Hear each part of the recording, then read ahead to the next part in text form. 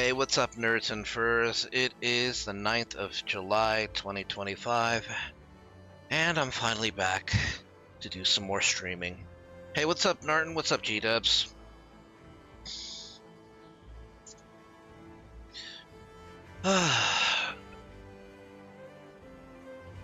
Alright, let's get into this.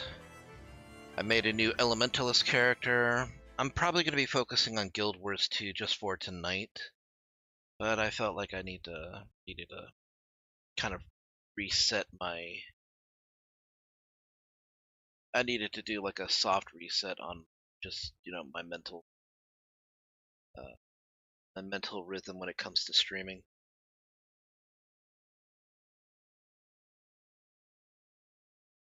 I have Batman playing in the background. Cool. Like the movie or just like some music? Is it like animated or is it like from one of the films? The animated series? Awesome.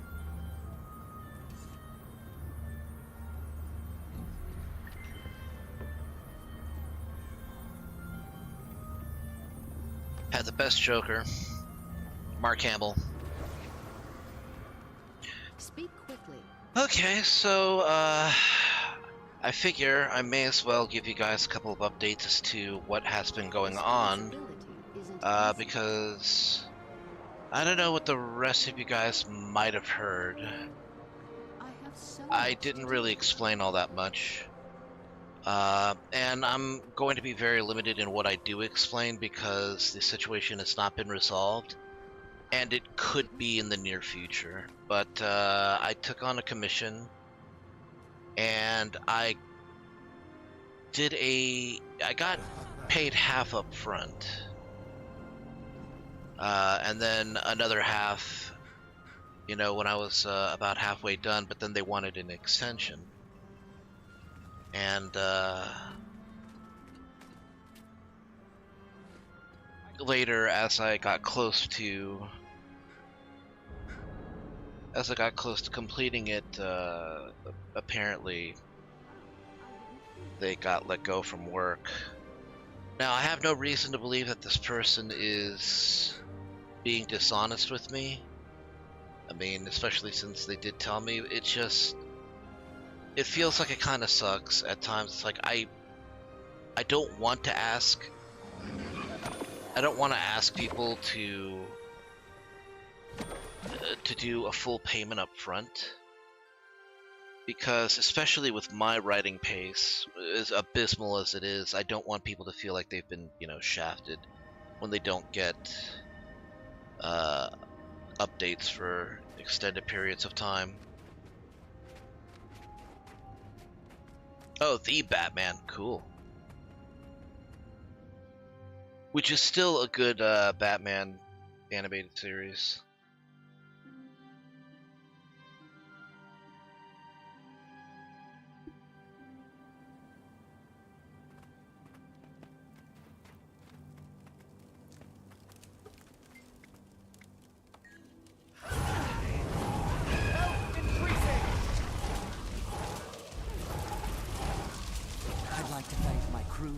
And my college instructors.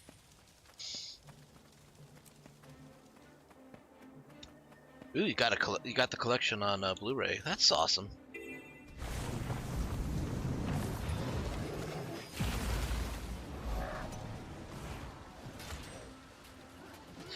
The Batman from the 2000s. Is that the same one that has that scene? God, I can't remember the villain's name. But Batman's in a mech suit fighting a woman with 5 o'clock shadow in another mech suit, saying you wouldn't hurt a lady, and his response is the hammer of justice is unisex. Nah, not that one. Okay.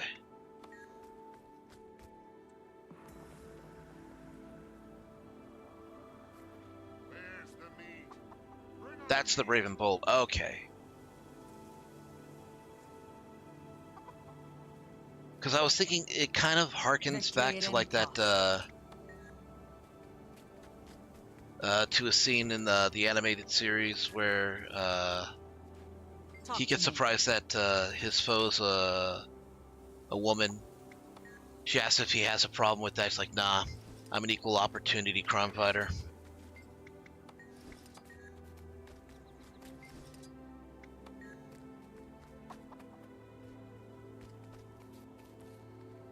Need something?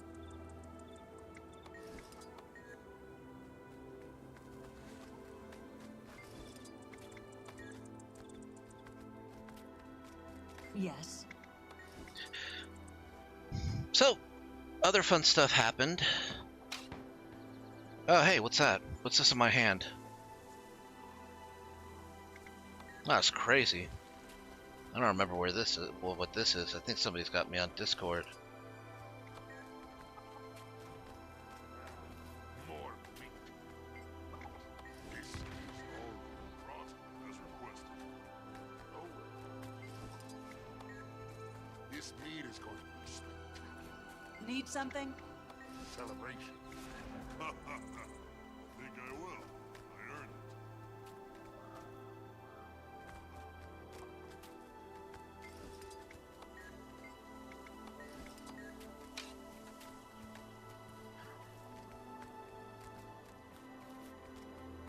Finally.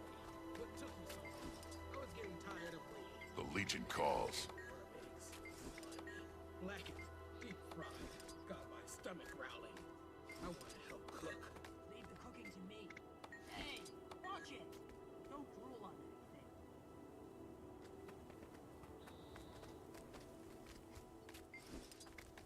anything. Man, all this meat. I'm getting hungry. I need some help over here.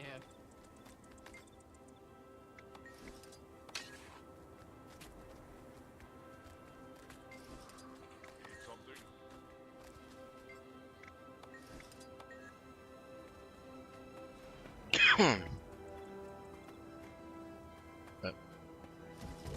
Something seems to be going on over in this direction. Never mind.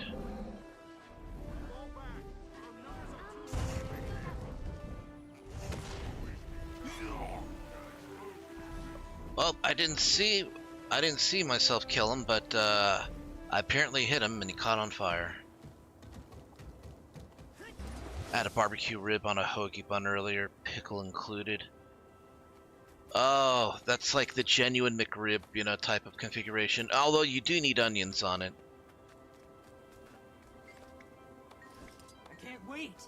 It's almost time for my favorite holiday. You're not talking about that again. Beetoverfest. Beef, pork, moa, doliac, hot sauce, pickled eggs, blackened potatoes, sour cabbage, Need boiled something? beer.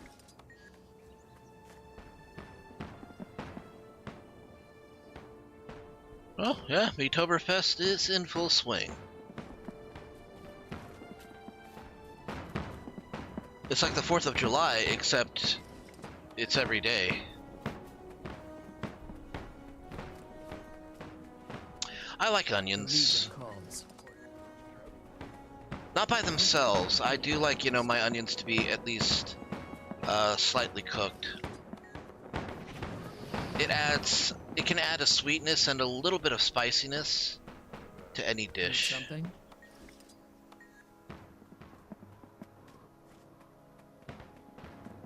Let's get that soldier over there a drink. To your good health and your service. There you go.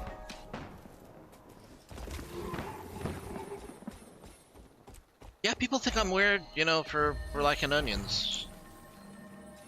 Then again, people think I'm weird because I like broccoli too. I don't care. I don't care. I'll eat what I want. Broccoli's fucking delicious. Tell me what to eat, what not to eat.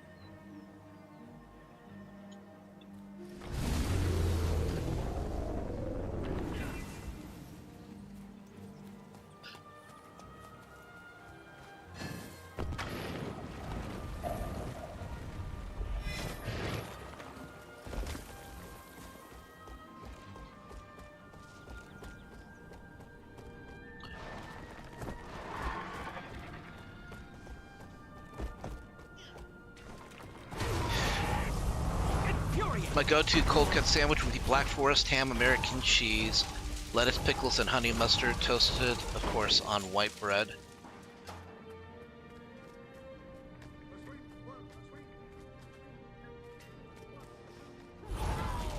The thing I found is that I can't really eat.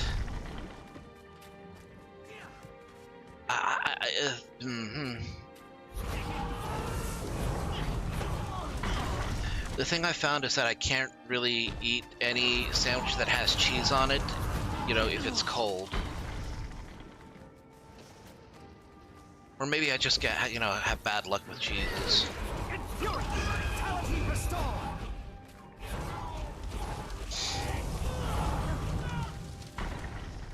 Brussels sprouts are one of those things where it's like,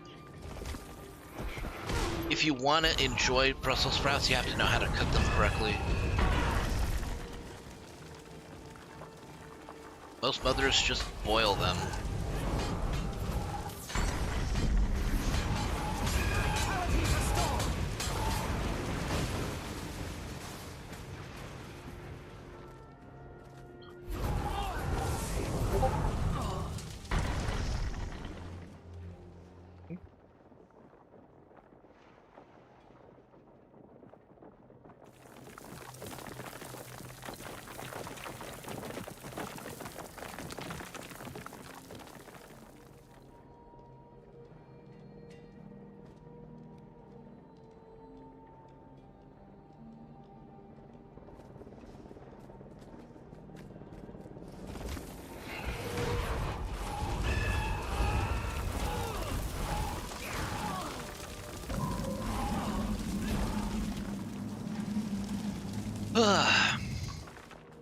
So yeah, we got the normal face, we got the angry face right here, we got kind of a tense, scared face right over here.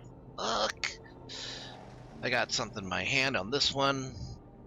This is for whenever I'm feeling kind of down or sad.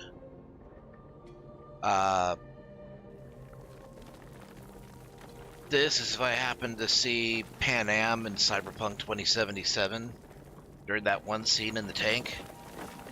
And this is just for me. Hey, Jackal.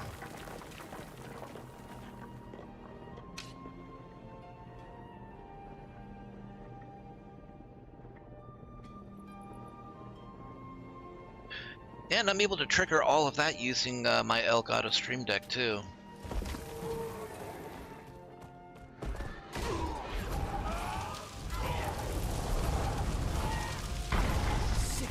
If I remember that it's there. Tell you what though, it's gonna be nigh on impossible for me to use it when I'm playing something like Helldivers 2.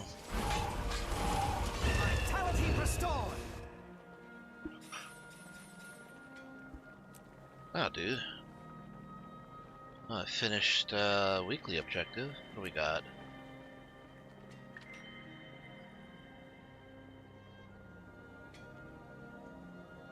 "100 Cryptists or Bandits."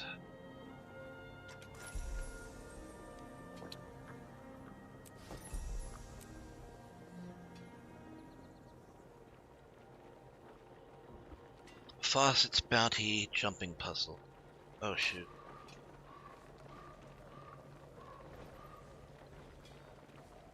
I need to come to a decision on what I'm gonna do with all this astral acclaim.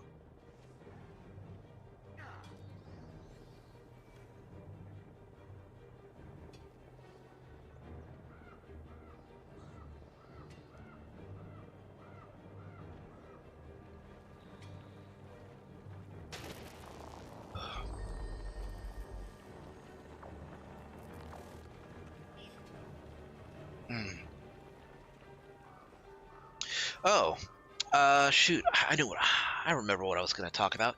So, Guild Wars 2 has gone on a bit of a schedule where they want to release a new expansion every year, even though they have a much smaller team than, say, a game like World of Warcraft.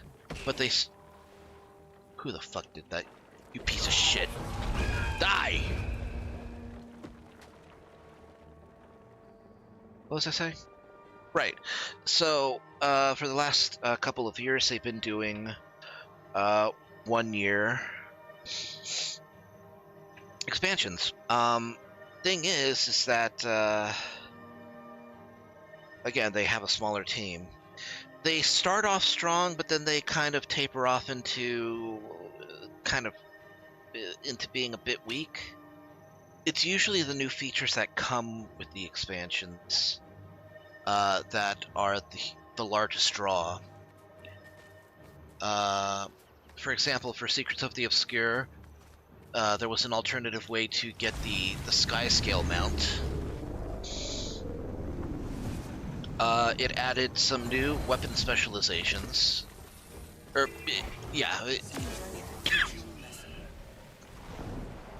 Yeah, so, for example... Necromancers got dual swords. Warriors got staves. And then they had weapons expertise for Secrets of the Obscure as well. And what that added in was the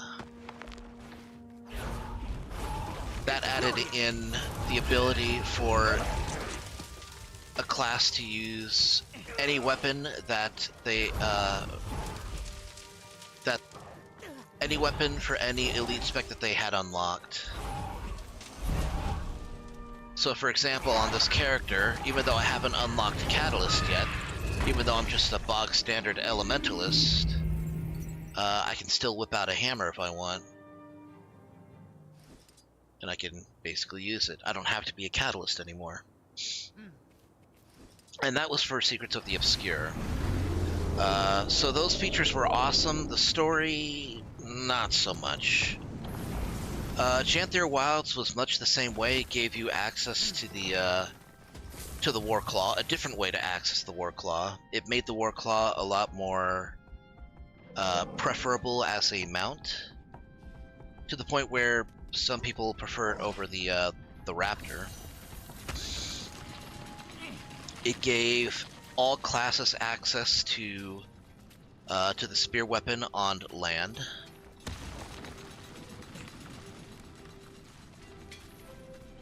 Secrets of the Obscure also added Cryptus raids. Janther Wilds added an actual strike mission, a full-fledged raid that required a lot of players. Convergences, which I'm pretty sure they're going to add more of those. They added more large-scale player versus environment stuff.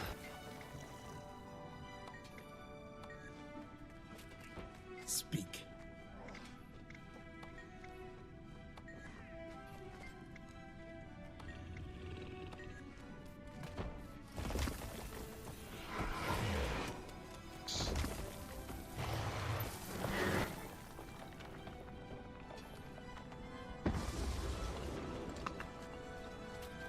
Now, the reason I'm bringing all this up is that we've reached the end, basically, of Janther Wilds. And what's going to end up happening is that they've already got the newest expansion underway. And it's just a matter of it coming out later this year. And people are already excited because of the implication of... Make it quick. what classes are going to be provided.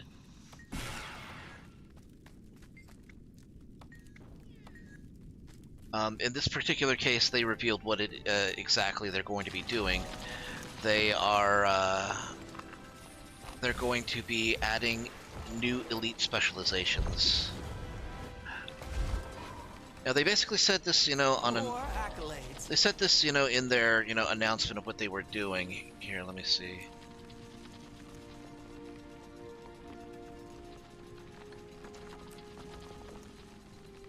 New elite specs according to PC Games N.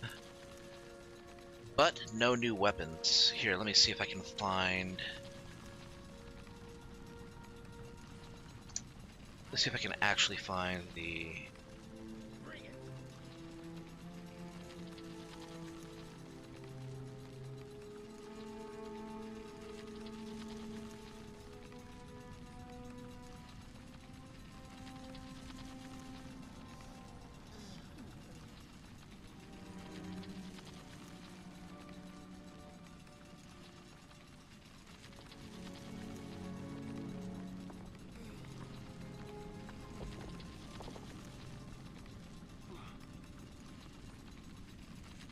Here, let me see. News? No. Guildwars2.com. Ooh, 21 million players going strong.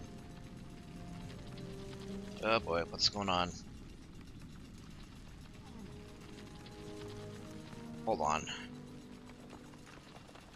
Go into Winco. Want anything?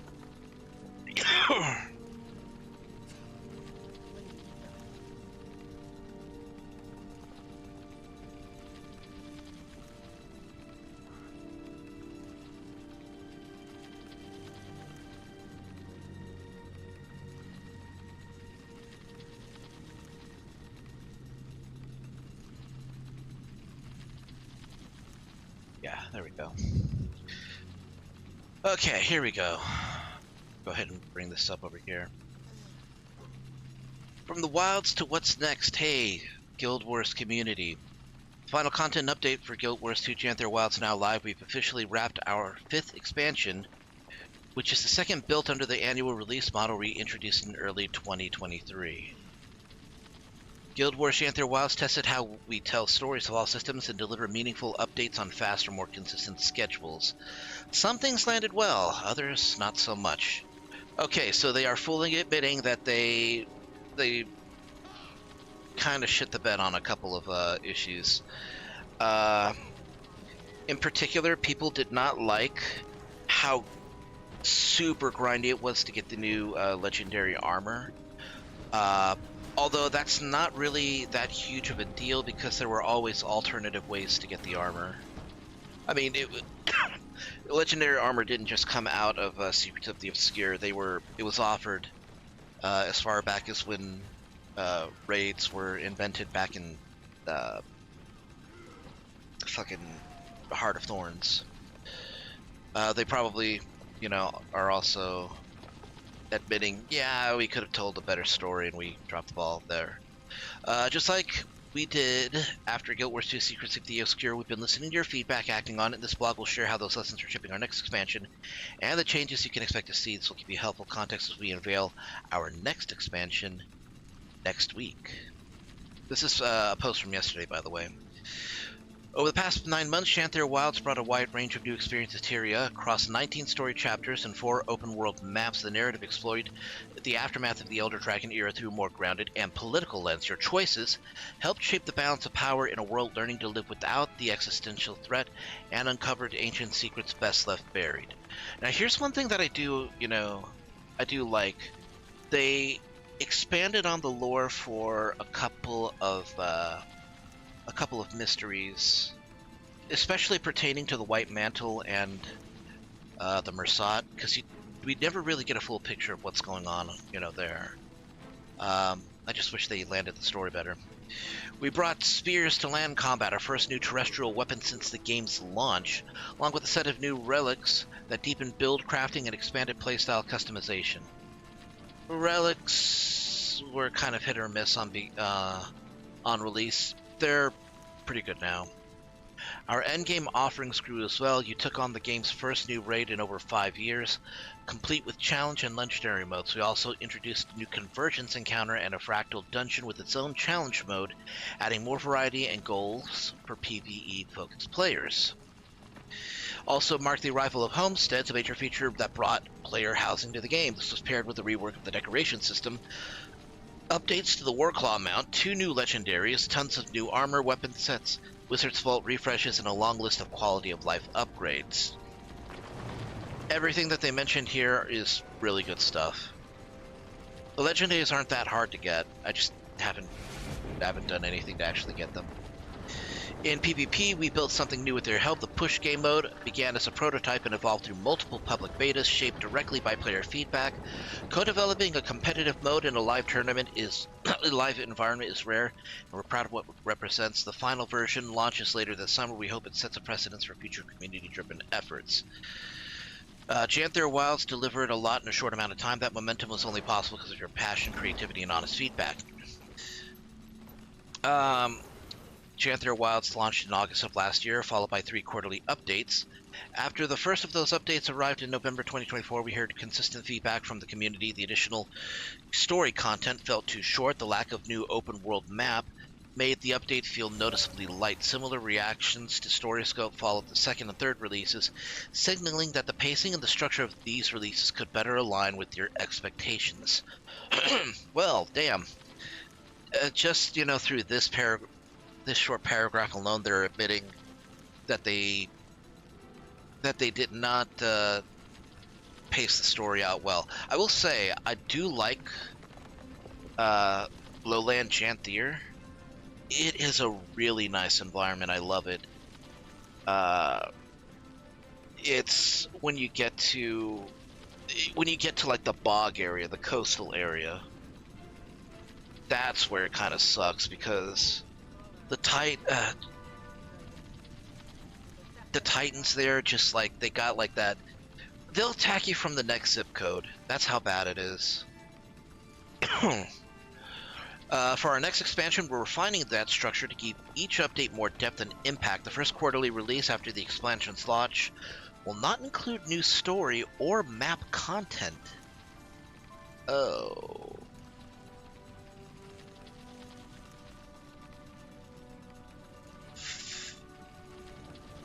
Ooh.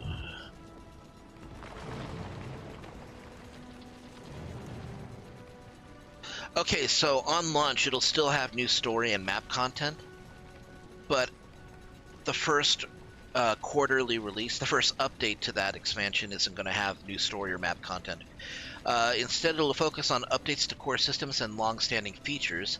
This approach gives us the space to revisit foundational elements of the game, improvements that support the long-term health of Guild Wars 2, and reflect the design philosophy outlined in the Building Smarter, Not Bigger section below.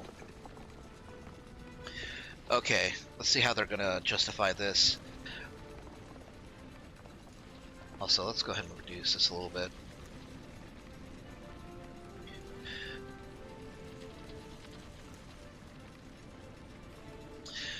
Okay, by focusing on story and map development in the second and third quarterly updates, we're able to make those releases more robust and satisfying. Each will introduce a larger, more content-rich map and a longer, more fully developed story than what players saw in the equivalent Guild Wars 2 Janther Wilds updates. While the total amount of story content across the expansion is increasing modestly, the bigger benefit is how much more meaningful each individual release will feel, along with the scope improvements to the open world maps. Okay, I think I kind of track what they're saying here, and the best way to point it out is to kind of look at how they did the Living World seasons. Those were some pretty big chunks of content, especially when it got to season 3, and they, added dialogue where seasons 1 and 2 didn't really have as much dialogue.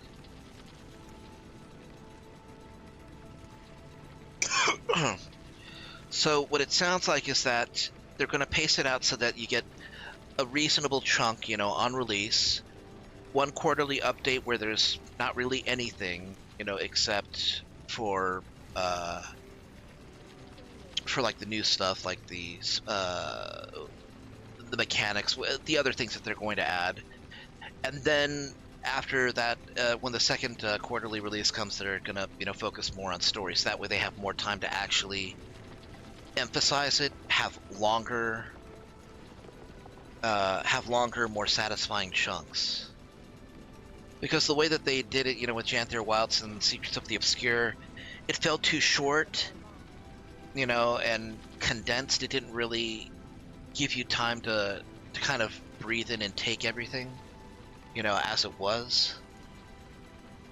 It just made it feel like they were rushing when they really didn't need to. What's the best way to put it? It's like if you're at a restaurant and you order a steak dinner with a side of mashed potatoes and, I don't know, asparagus as a side, and the chef decides, okay, I'm going to bring out the steak, and then 5 minutes, in about 20 minutes, I'm going to bring out the broccoli, and in 20 minutes, after that, I'll bring out the potatoes, Instead of doing something like that, it's the chef saying, okay, I'm going to work on the steak and the asparagus, okay, and I'll bring those out, and I'll get the tomatoes are going to take a little longer, but I'll bring those out, and I'll probably add like an extra bit of asparagus or steak, alongside it.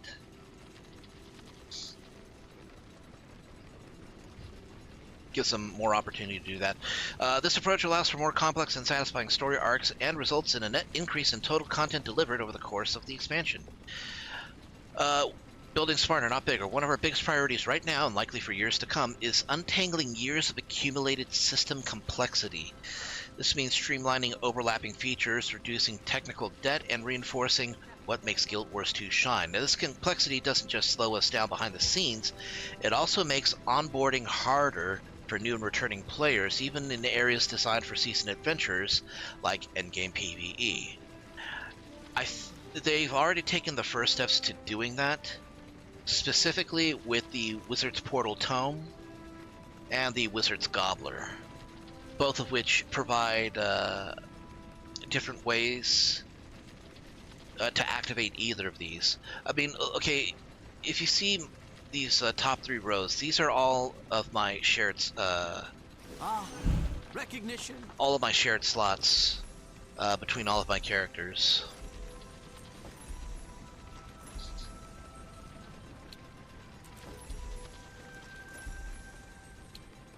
Rare and valuable. And I've added a bunch of stuff that I normally would not have up there, like for example, I added black lion chests, whitefish sushi, fishing, materials, a couple of the infinite continue coin. I just added a bunch of things here that makes it easier for me to go adventuring, when before it was filled with like portal tomes and then a bunch of gobblers in the second row, and I didn't have room for any of this, where I could have devoted those slots towards them. So that's kind of what they meant, by trying to decrease, and that's one of the things that they're trying to do by decreasing complexity, condensing it all into small areas, so that you just, you click on it and you go. This is a find. Hey, what's up, Don? Okay, over the past 2 expansions, we've shifted away from stacking new systems on top of old ones. Instead, we're focusing on sustainable upgrades to the game's foundations.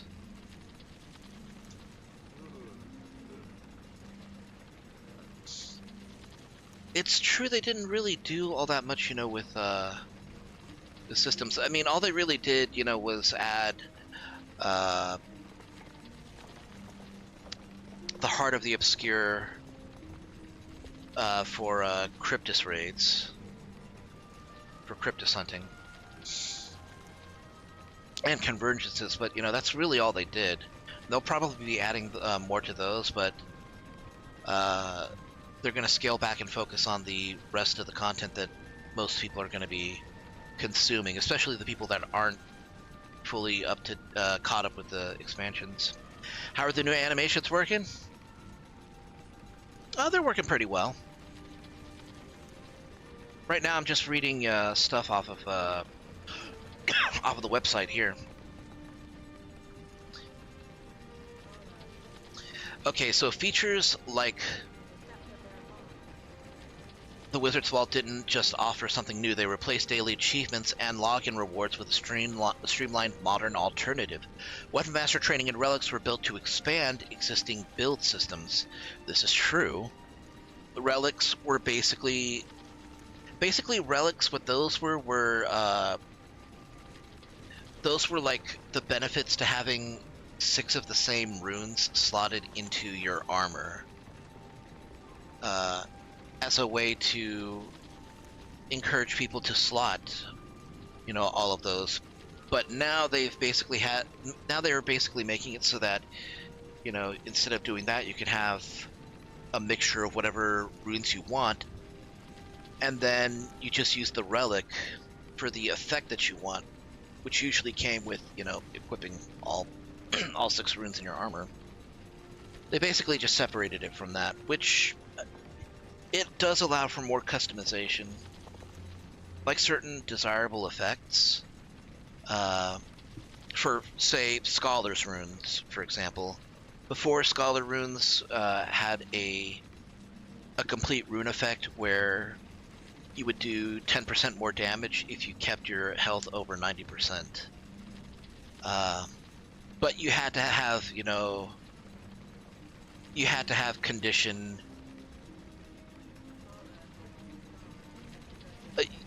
You had to have no. It was Scholar runes, so it was an increase to your ferocity and your power, I believe. So it would always be tied to that. You didn't really have any variance. Weapon Master training obviously gave classes that didn't have access to weapons that were locked behind elite specializations.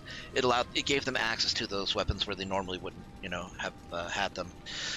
Homesteads and decoration system overhaul also improved guild halls. We also updated core mount systems during both expansions with refinements to the sky scale in Soto and improvements to the Warclaw in Janthier.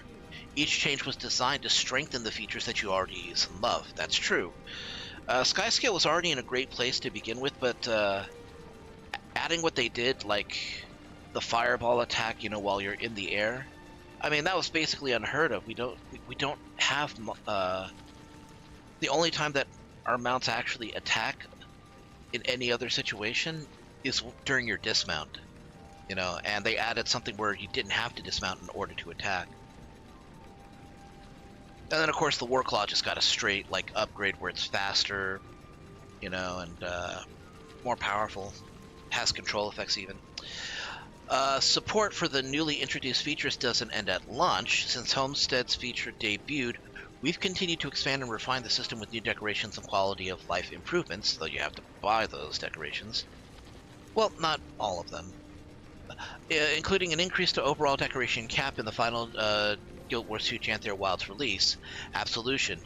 In our upcoming July 15th release, which is only 6 days from now, we're doubling the decoration area limit from 200 to 400. It was 100 at first, then it got to 200, which is where it's at now, and now they're boosting it up to 400. So you can get some pretty crazy stuff with your homestead. If you're creative enough, which I am not. This directly addresses the most common requests we've heard from you. You can also expect to see continued support for Homestead's feature in our next expansion as we build on this foundation. Okay, so people who like that aspect. I mean, you get to build a home, and you can make it like a training area. That's kind of what I want to do with mine, is, I want to have, those huge, bandit trees. I get it, they're bandit trees. Because their job is banditry.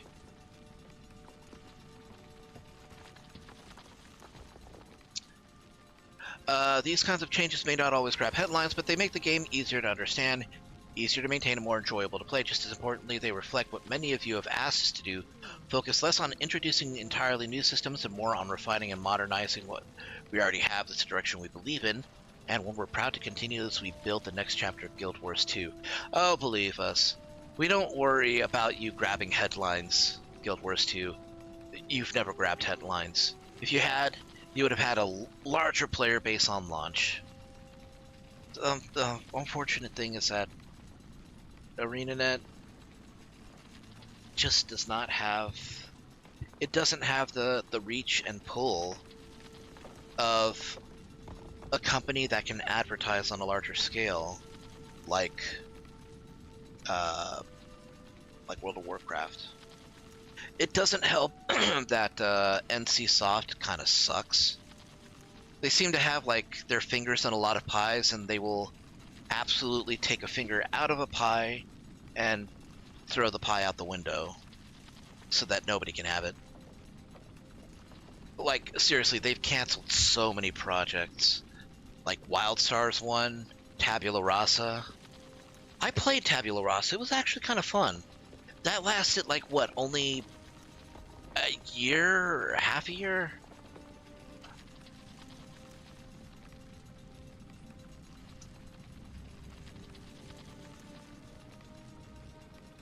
Year and a half, 16 months.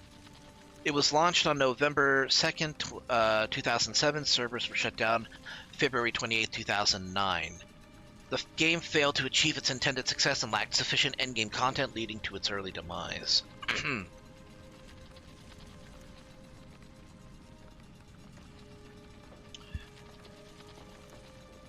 New tricks for every trade. Over the past 2 expansions, we've expanded options for combat by giving you more tools to customize your builds and play your way. Secrets of the Obscure introduced new weapon proficiencies for every profession, separated relics from runes to deepen crafting. The addition of Weapon Master training was also a major step forward, allowing players to freely mix and match elite specialization weapons across builds, and the addition of Land Spheres offered a new weapon for every profession to use. I'm going to stop right here for just a moment because I want to point something out that I don't think is necessarily a detriment to the game, but I think it's kind of interesting when you look at the overall effect that it has. Let's take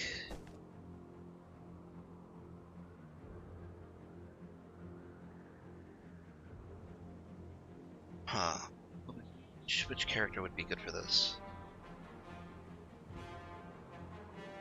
Okay, let's take Cyrene here. So, Secrets of the Obscure added maces for new weapon specialization for the Ranger. Okay, dual maces, in fact, which allowed Rangers to wield a pair of maces. And Janther Wilds gave them spears as they did with every other class. Now, here's the thing, though. When you look at the skill tooltips, look at where it says the third box at the bottom, Cultivate. You notice the blue icon, the third one down. Nature's Strength. Imbue with vital energy. At 5 stacks, you become a force of nature, growing and large, gaining stability, increasing your outgoing damage and healing, and recharging your mace skills. Now, you get this with all of these skills here. It'll give you a number value on how many. You get like 2 if you use the offhand mace 5 skill.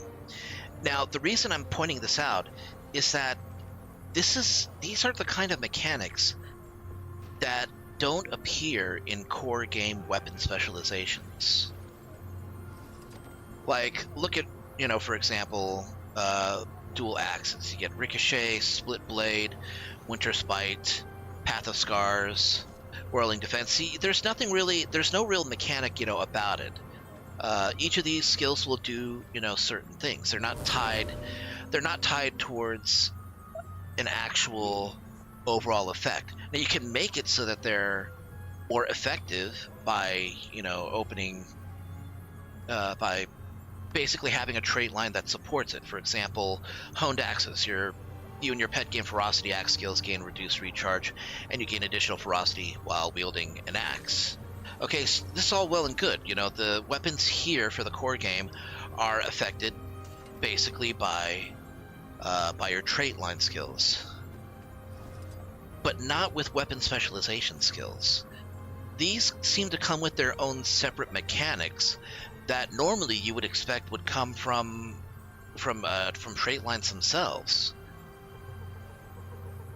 So to me, it seemed like, by doing this, instead of making an entirely new specialization, they were trying to add a minor mechanic to most of these weapons to make it feel like it was both a new set of weapons and a new specialization for for characters to use.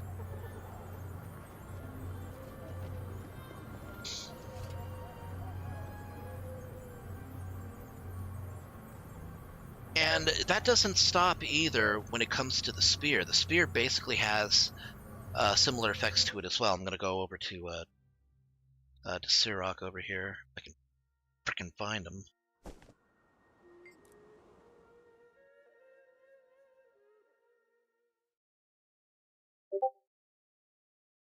So the spear for the ranger.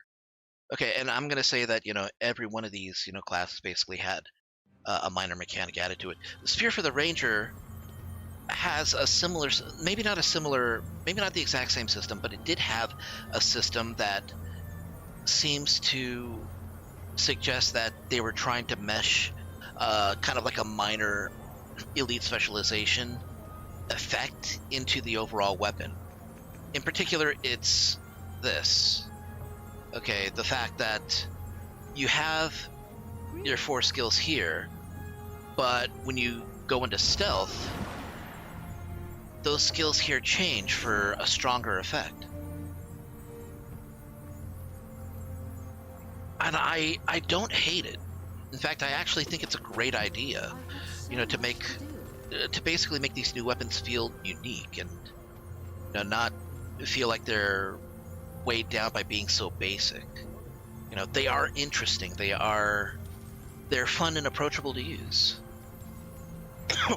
I just think it was an interesting way for them to actually do it. I watched rewatched Rebirth. It was a little better this time.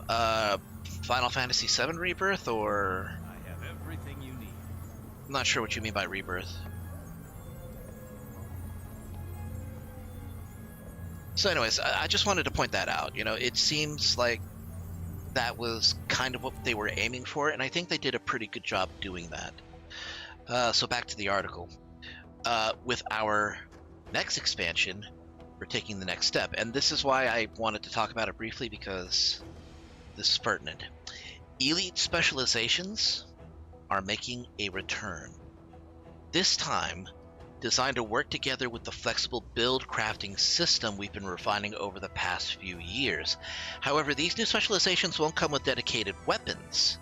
Instead, each one introduces unique profession mechanics, a new trait line, utility skills, an elite skill, a healing skill, and distinct playstyles without locking you into a specific weapon or equipment loadout. Okay. So this is like the big part of... This is like the biggest news, for the expansion that people are excited for. The fact that they are bringing back elite specializations. They, over the past couple of weeks, ArenaNet has been dropping splash images of what we now know are elite specialization icons on their Twitter and Blue Sky feeds. No words. The Chinese posts do have poems that are tied to it, which is kind of cute. But basically hints at what each of the specializations could be. So no new weapons, which is fine, because they've already done quite a bit of that with Janther Wilds and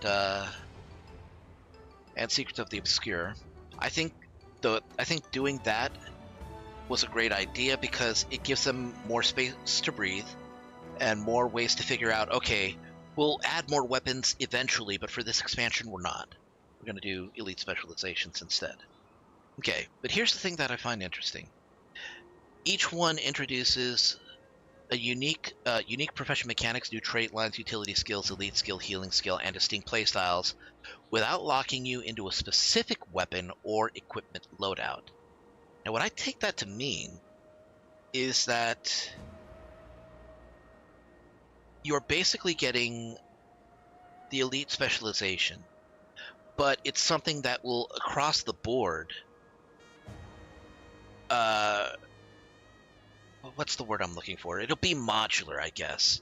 Where it can fit in just about any type of iteration. I don't think it's something that they can do like completely. There's obviously going to be condition builds for condition players, power builds for power players, those who want to focus on Q deeps, quickness DPS versus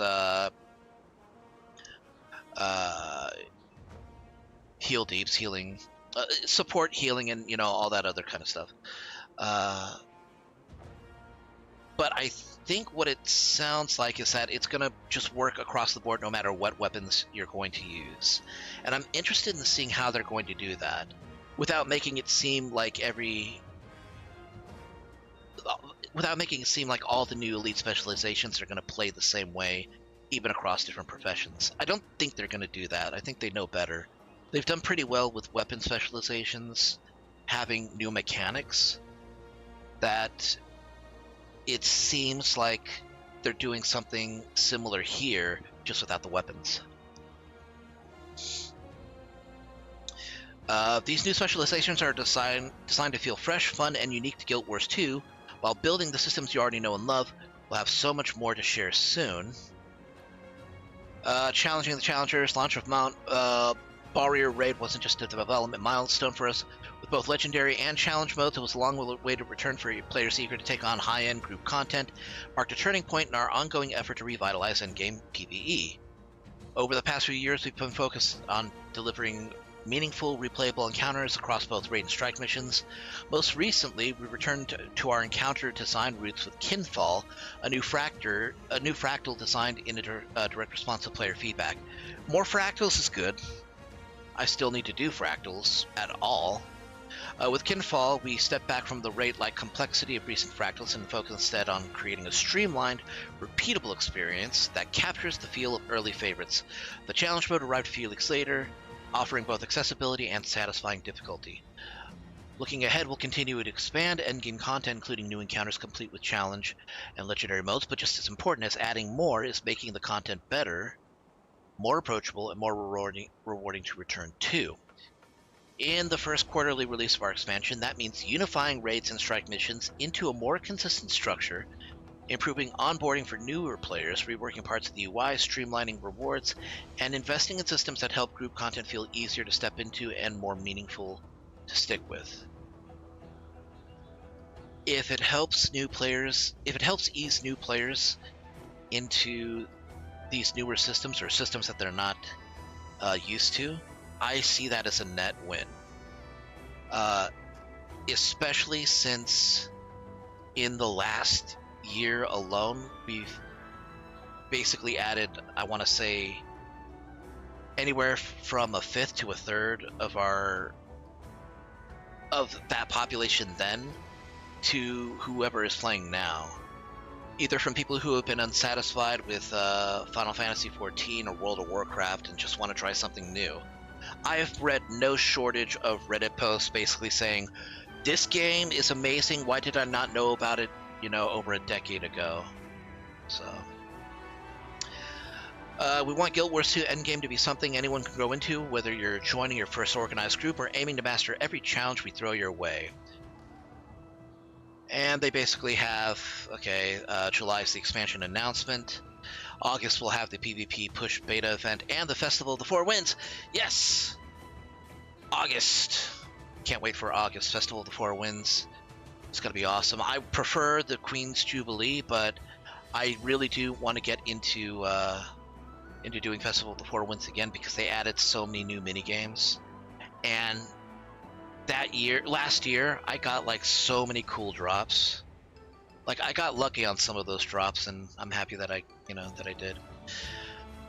What comes next? Guild Wars 2 Janther Wilds helped us learn where to push harder, where to simplify, how better listen to the needs of our players. So your feedback didn't just resonate with us; it reshaped how we're thinking about the game and how we're building what's coming next. And mark your calendar. We'll get your first look at the next expansion on July 15th. Again, only 6 days.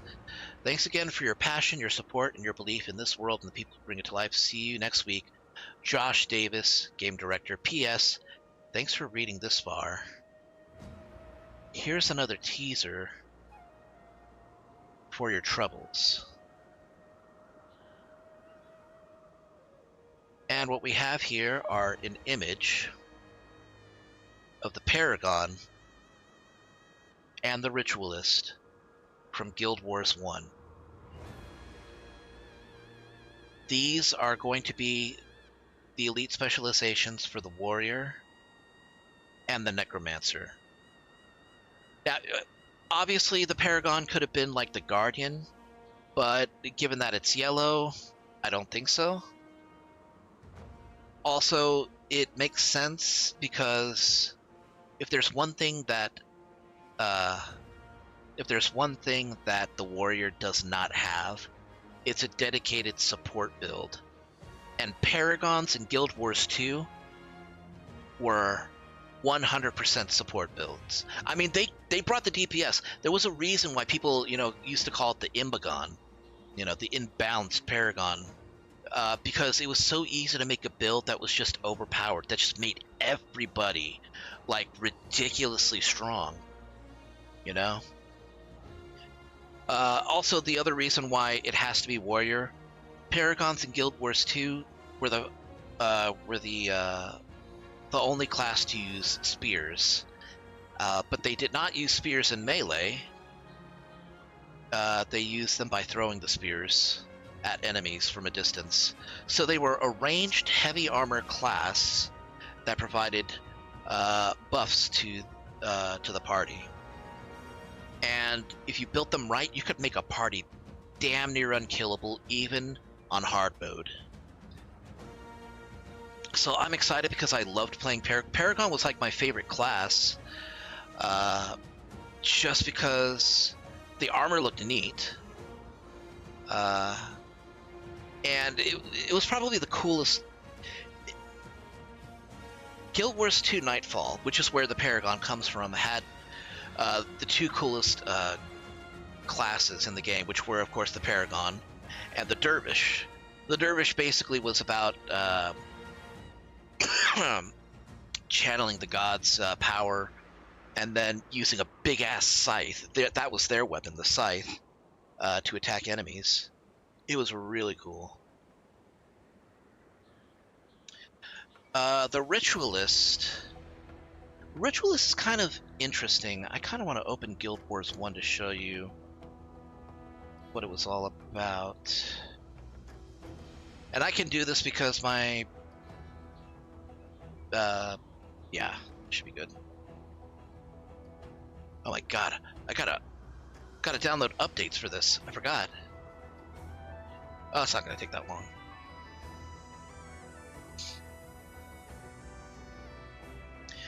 Here, so you guys don't see my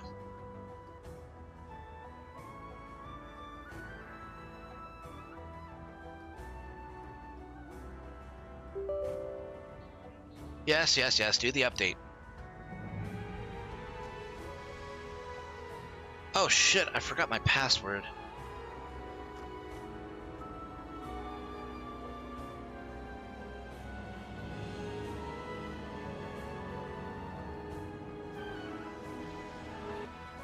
You know what?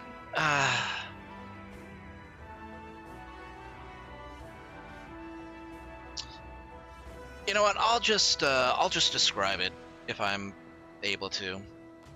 So basically, what the Paragon, what the Ritualist was a, it was kind of a summoner. Basically, what the Ritualist did was that it could summon spirits, which acted like turrets, basically, which were perfect for choke points, especially if you divided your forces and you basically body blocked enemies. You could use the spirits as kind of like a backup ranged option. The problem with the spirits was that you couldn't take them with you. You basically set them down, and they were basically static defense, static offense, so you had to recast them every time. But they were probably one of the strongest parts of the Ritualist. It added a lot of firepower. In fact, for most team setups that were centered around clearing hard mode maps, you wanted a Ritualist specifically for those spirits. The other thing that ritualists had, they used staves that did spirit damage, which was an entirely different element on its own. But they had ashes as one of their skills, and basically what ashes were.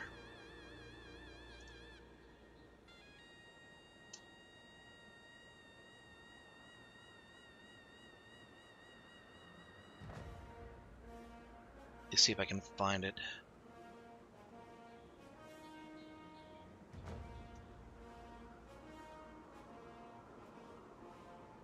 Here we go, ritualist. Okay, so spawning power allowed.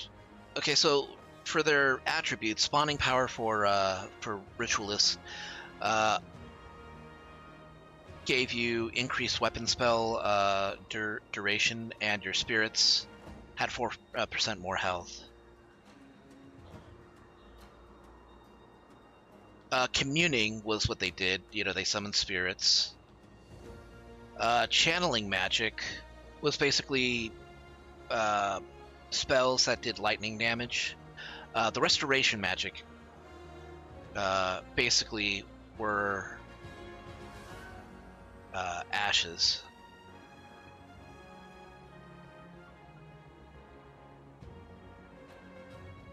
And they had interesting names. Like blind was Mingson. Generous was Sungrai. Lively was Naomi. Protective was Kaolai.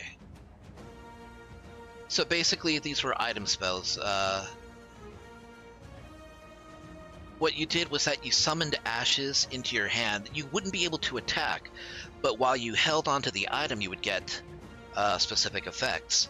That's why the spirits were so important, because if you couldn't attack, you needed something else to make up for the lack of DPS. So what you would do is that you would cast spirits down, okay, and they would start attacking, and then you would summon ashes for whatever effect that you needed. And even though you weren't attacking, you were still doing damage by virtue of the spirits that you spawned. So, I want to thank you guys for letting me nerd out for a moment, because, you know, this is kind of exciting to me. Guild Wars 2 is a game that I wish I could play with more people. It's, for one reason or another, people that I try to, you know, get into it either don't have the time or have any number of reasons to avoid playing it. I think my number one hated excuse is, well, it doesn't have the MMO Trinity. Fuck the MMO Trinity. I don't like it. I feel like it just locks you into playing roles that you may not want to play in games that by necessity require you to have those roles in order to succeed. So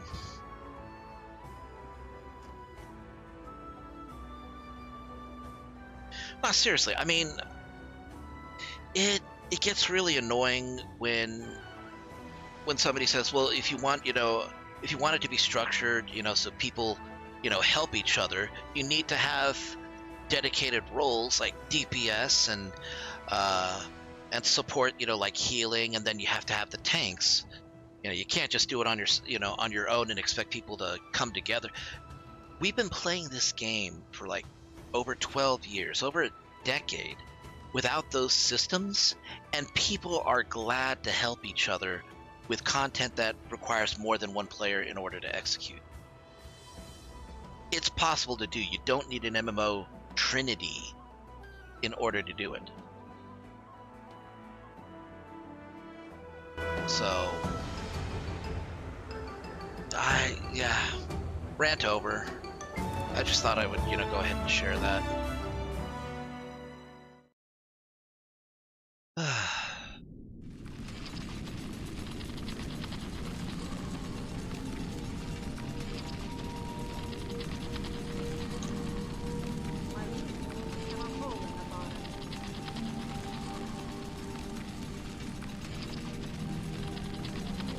Oh wow, the AI overview for, because I was looking it up, you know, a little bit earlier. It actually, you know, breaks down exactly why there's some valid criticism against it too. Nah, get me out of that.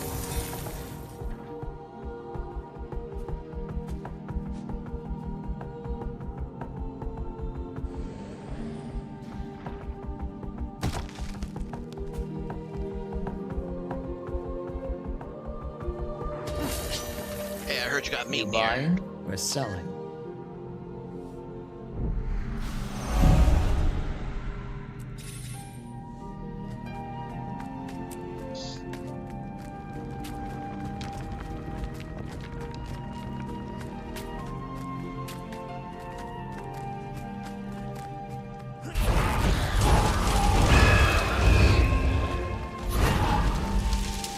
So here's the thing too. People who complain, you know, that the game needs an MMO triangle, the Trinity, you know, and that this game, you know, isn't worth playing because it lacks it, are not aware of the fact that this game has raids, and that in order to effectively do raids, you do need a dedicated role. So it's not like they can use that excuse, you know, here either. It's like if you want to have a game type that allows you to play your role, you know, that you want to be able to play. If you want to do so, if you're really looking for, you know, a DPS, you know, a system of, you know, playing that, you know, encourages DPS and healing, Vitality and restored. maybe not tanking, but, you know, High toxicity. support or control. Raids will scratch that itch for you. You know, so you don't really have an excuse at that point. It may not be the same thing, but it is at least a similar enough system that will give you the stability and an outlet for grindiness that you're looking for. Because, let's be real, people do raids in Guild Wars 2 for maybe one of two reasons. Well, maybe three reasons. The first reason would be that they do want endgame content, you know, with more players that is more structured and organized. You know, people love speedrunning clears, or clearing speedruns, I guess. I don't know. I don't know what sequence it would be, but there are people, you know, who like to be competitive about, you know, how fast can we clear this. Then there are people who grind it specifically because they're trying to get their legendary armor, and raids are one of the only ways that you can get legendary armor. Legendary armor is useful too. The legendary armor will allow you to equip an entire set without, and be able to switch, you know, stats without, you know, needing to switch to like entirely different gear.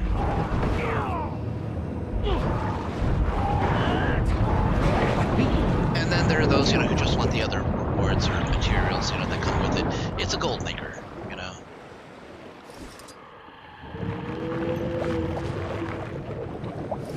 And from what I look at, you know, when it comes to games that do have the Trinity in it, those tend to be systems that, you know, encourage grind. They're repetitive. Okay, they're predictable. Okay. That doesn't necessarily mean that they're bad, but it does mean that you know what you're getting into, and that you're prepared to do it for an extent. You're prepared to do it repeatedly for however long it takes for you to reach your goal.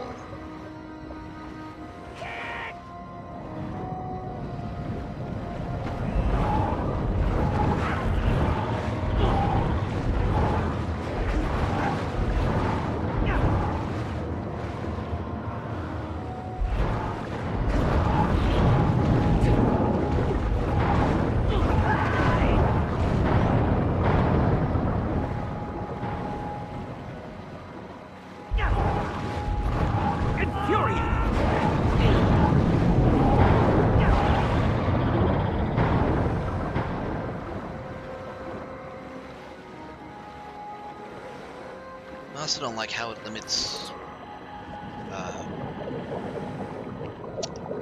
it's any vibe. I don't feel like I'm harping on everything. I just want to talk about it, you know? I'm already on this tangent, and, you know, now that I'm locked in, I just, you know, still want to keep, you know, talking about it. So if you'll allow me to indulge myself.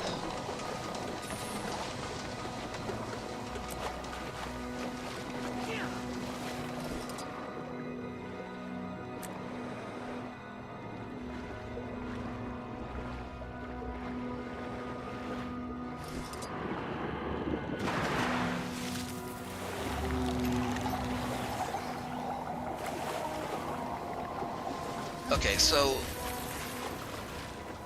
like, a big part of, you know, why I just don't, why I'm not huge on it, is that if I'm in a game that requires it, what I'm doing is going to be no different from what anybody else is doing. Okay, there's no uniqueness. You're basically a robot at that point, or you know, you're basically trying to become a robot. Doing the exact same thing that another player in your position would be doing. You know, you're pressing the exact same sequence of buttons. You have a rotation that you need to stick to in order to become efficient. There's no variability in how you're playing. You know, you don't get to stray away from the beaten path, because if you do, you'll get criticized for it. It's like, why didn't you heal here? It's like, well, I wanted to do a little bit of DPS. If anybody has seen that Phoenix Wright fan animation, where it's basically Phoenix Wright, you know, the cast of Phoenix Wright talking about playing Final Fantasy XIV, you know, and the fact that not every class is locked into, you know, a specific role. They can do different things. That's like one of the saving graces that I think the Trinity has in Final Fantasy XIV, is that you're not necessarily locked in. You have options to do a little bit of stuff.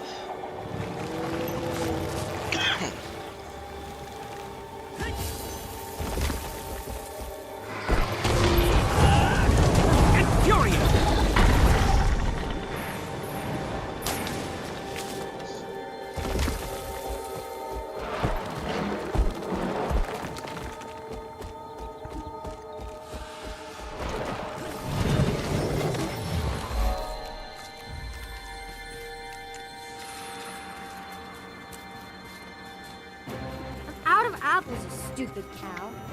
Look, enemies.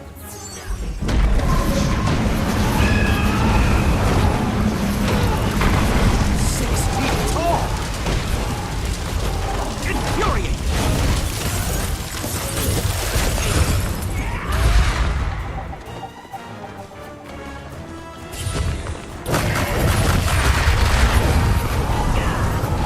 Told you so.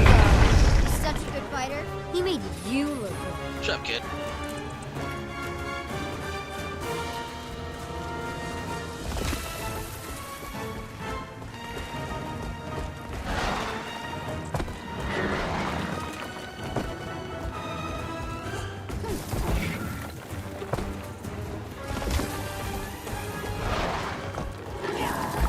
Everyone has a role. Ooh. Looks like the Mad Doctor here is about to use his cattle pole. Finally. What took so long? Were you talking to cows again? More knowledge for me! I gotta remember that this skill here is a stun breaker.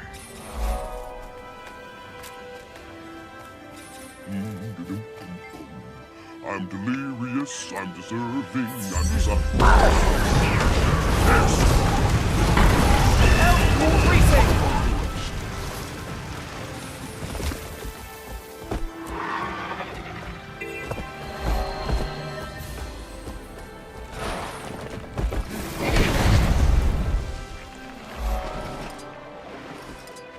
I think the other reason... One reason I also don't like the Trinity is that Guild Wars 1 basically had something... Well, they had plenty of support. They had plenty similar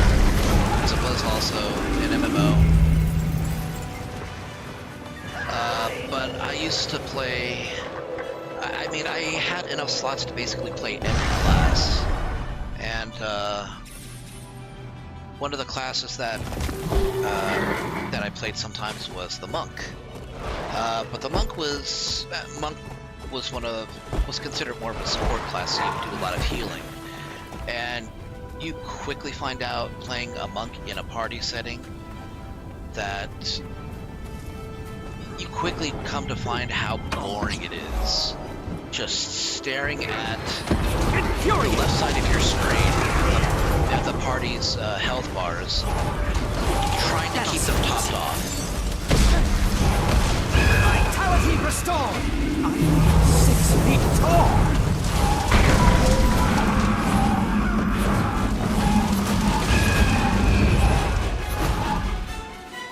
You can't pay attention to anything else.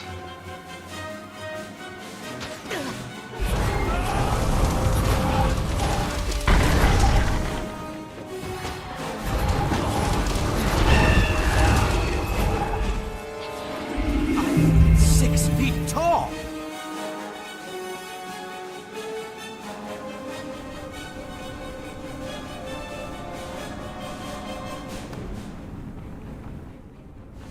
Is this a little better?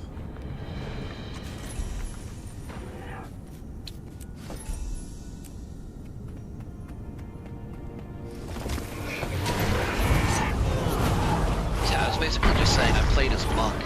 It gets very boring just looking at player health bars, trying to keep them topped off.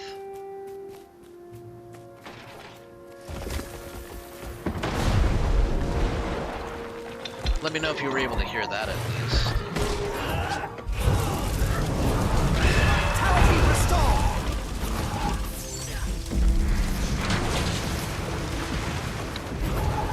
Infuriate!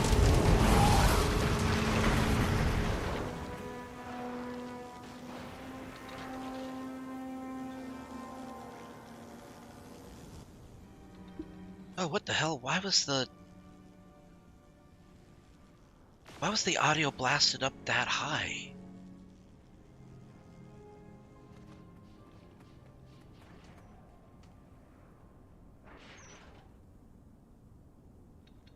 Okay, this should be better.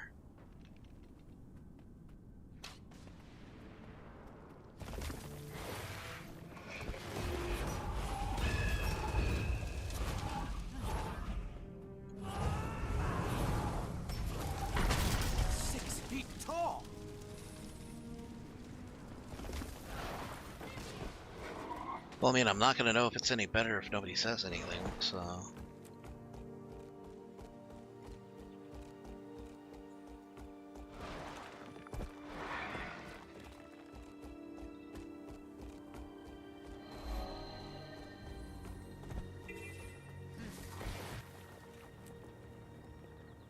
Okay.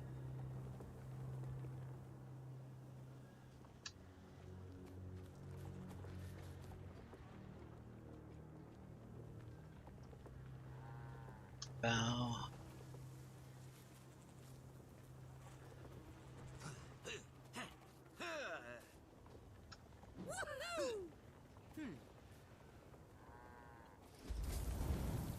Yeah, I don't know what happened. Has it been like that the entire time? God, that would suck if it did. Like, I don't even know if you guys, heard me, talking about the game for like the last hour. Fuck.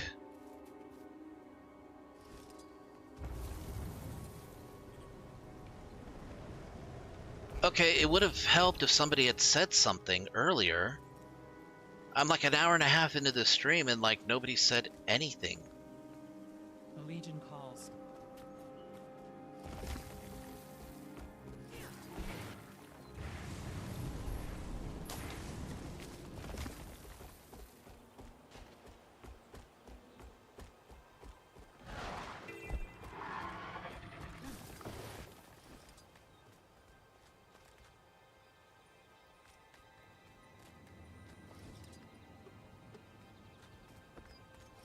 Yeah, when I'm not doing anything.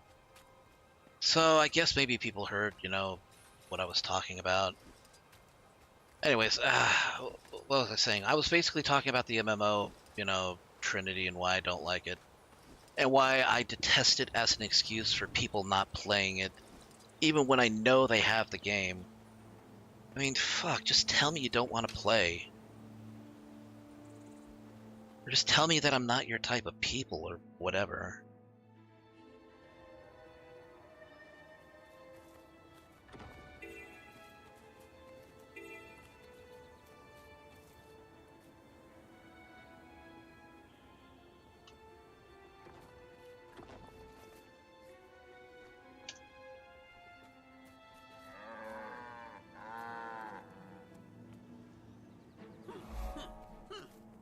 Sometimes I worry that things I may have done or said given people the perception that I'm not really a great person to hang out, for their friends to hang out with, that only they're gonna tolerate me.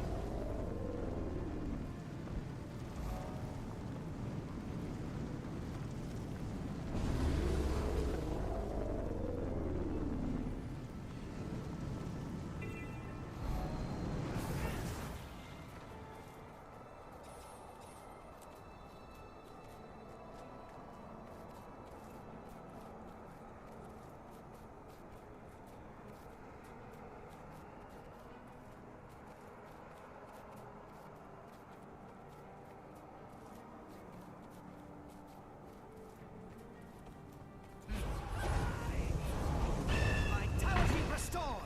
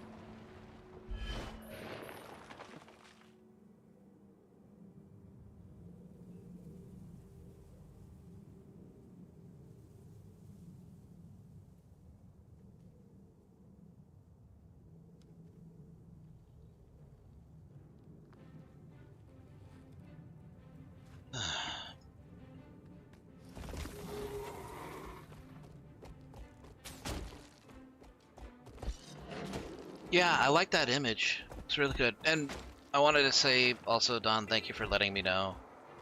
You know, I'm annoyed, but not because you brought it up. I'm annoyed because it, you know, it's only now that that I was aware that there was an audio issue.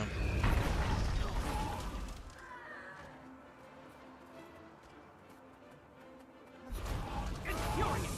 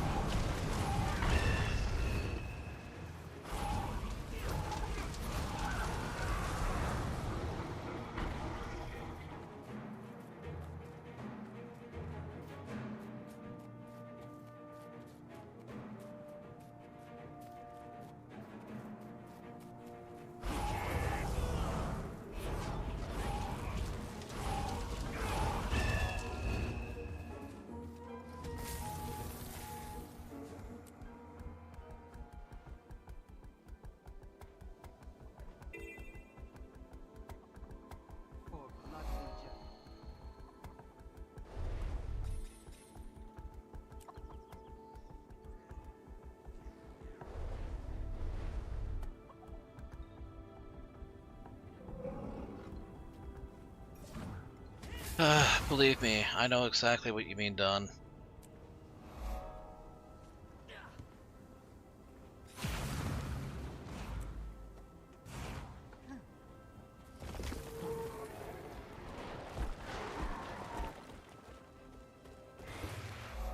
one of the reasons I feel like it's kind of difficult to stay active while I'm streaming, because I feel like I'm the only one that's around.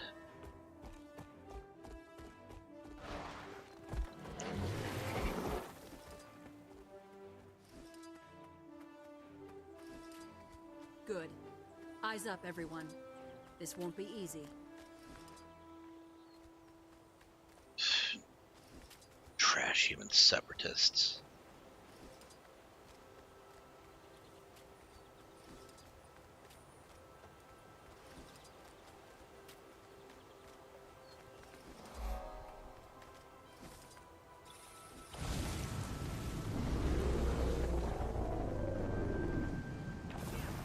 I'm starving though. I should think about making dinner soon.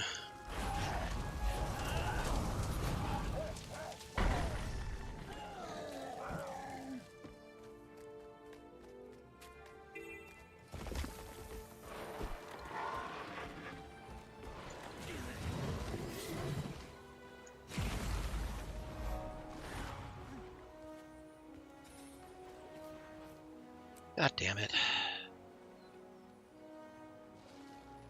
Well, that sucks.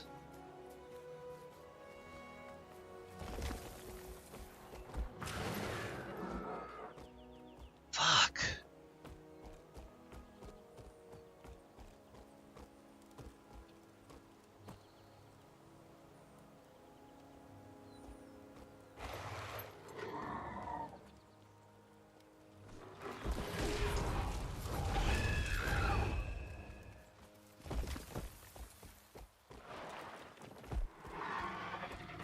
Kill before they can. Health increasing!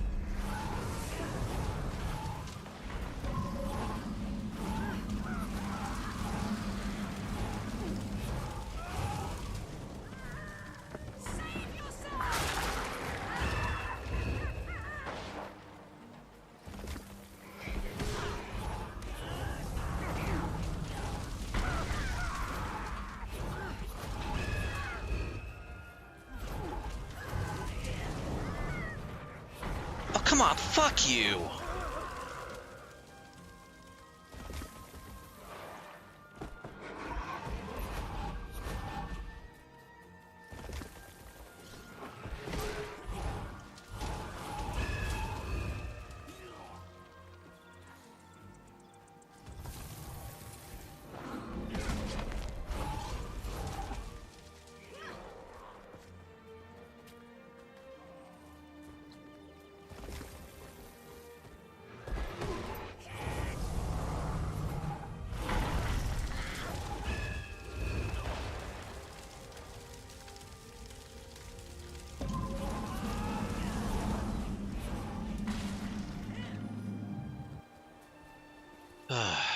At least they're gone now.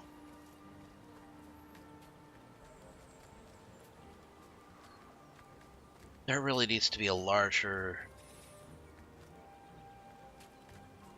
population, I guess. I don't know. Maybe it'd be too grindy, or not too grindy, but it could be too exploitable for loot.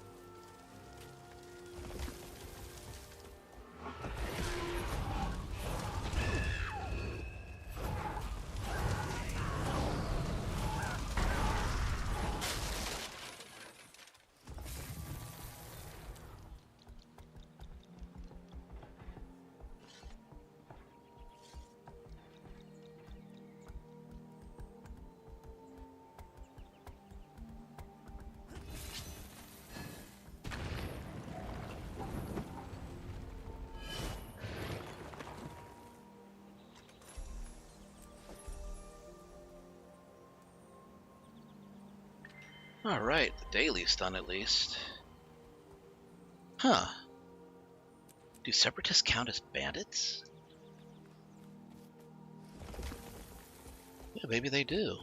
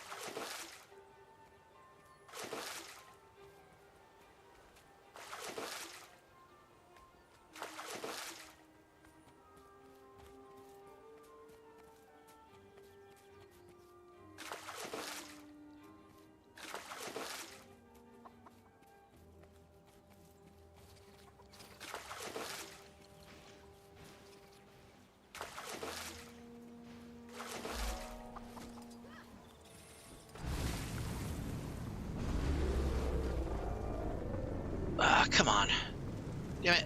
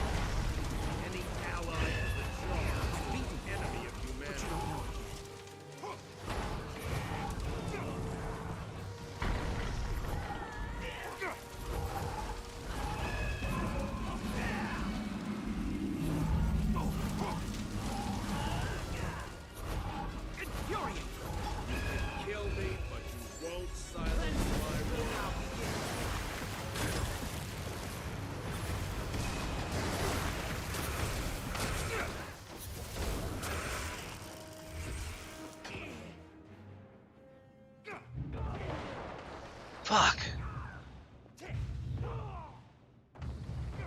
There we go. It's me. Accelerate. Cleanse will now begin.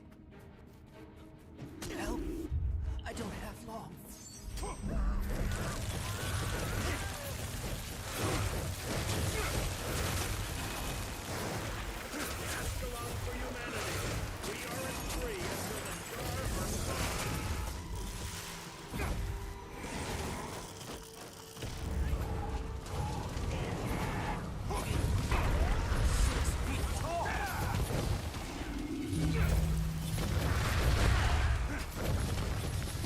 No. The war of Ascalonian independence is not over. Others, like me, will come.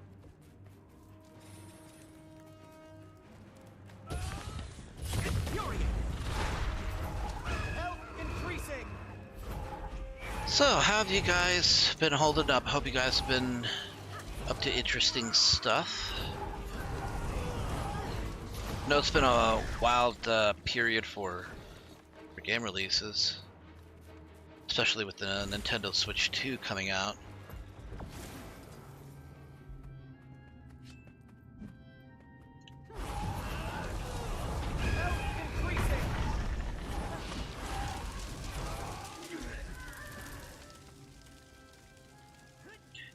Haven't really been doing much, just trying to keep my ears open for whatever interesting stuff's happened.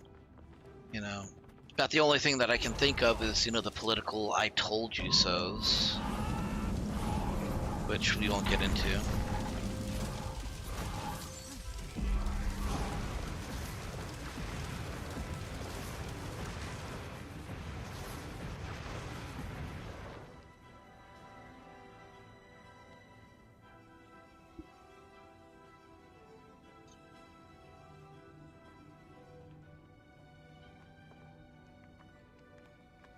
You say rebirth again. What?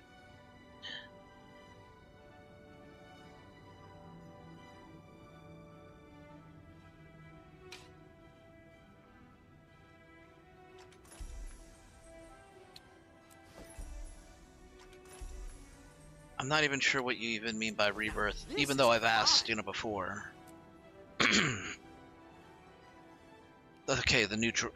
Alright, okay. I was wondering what you were even talking about. It's like rebirth could be any number of things, Could refer to a game that I've played, or...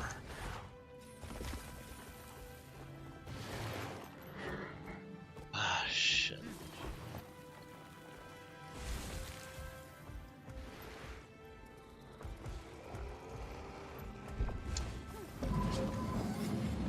Ah, damn it.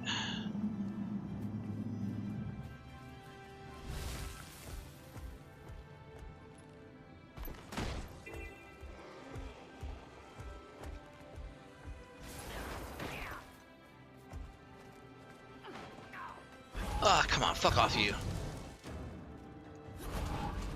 Ah, get away. You son of a... Die, bitch.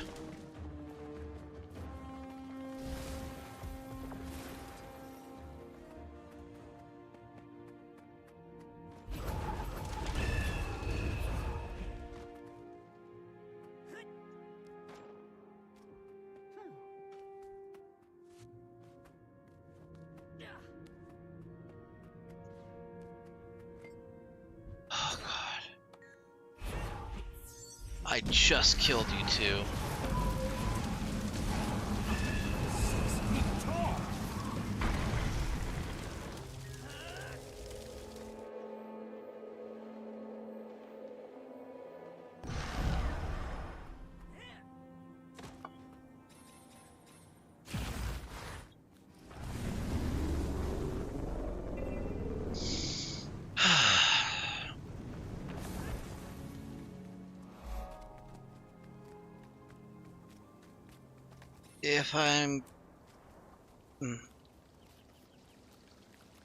If I've been coming off as kind of like irritable, I'm sorry if I don't know if I have. I'm sorry though if I have been taking it out on anybody. I hope I haven't.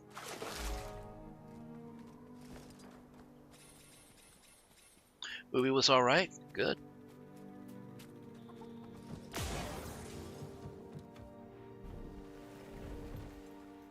I'm hearing people are having mixed feelings on the new Superman movie. People are having mixed feelings on Ironheart.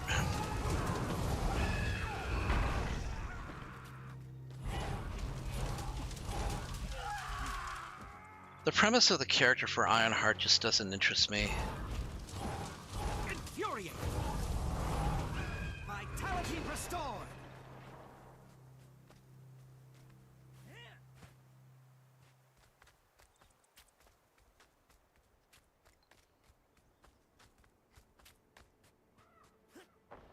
I don't know what it is. It feels like there's this It feels like there's this attempt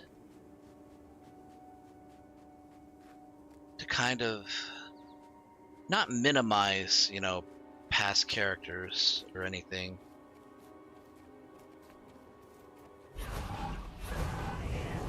Infuriate!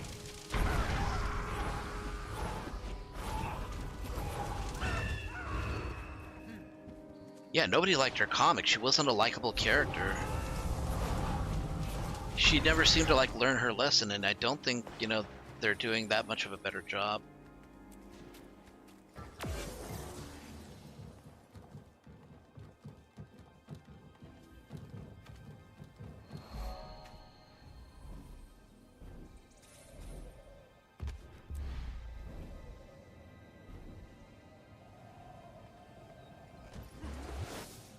Yeah, I was gonna say, it feels like there's maybe some attempt to minimize past characters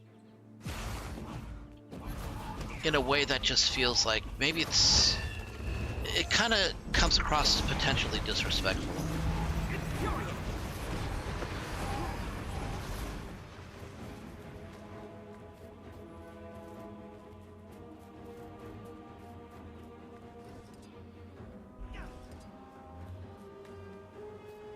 Like there's some you piece of shit.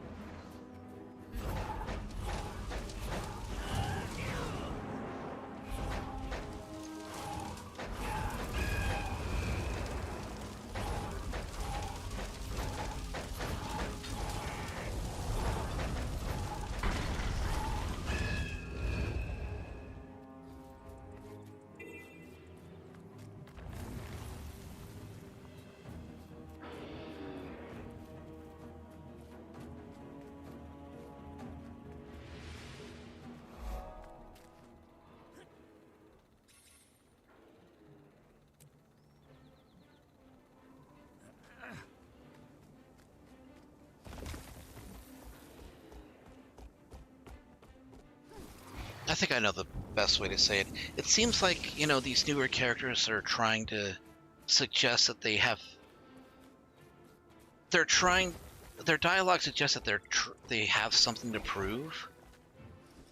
But they're pretending that they don't have anything to prove. Like taking shots at, like, Tony Stark, for example.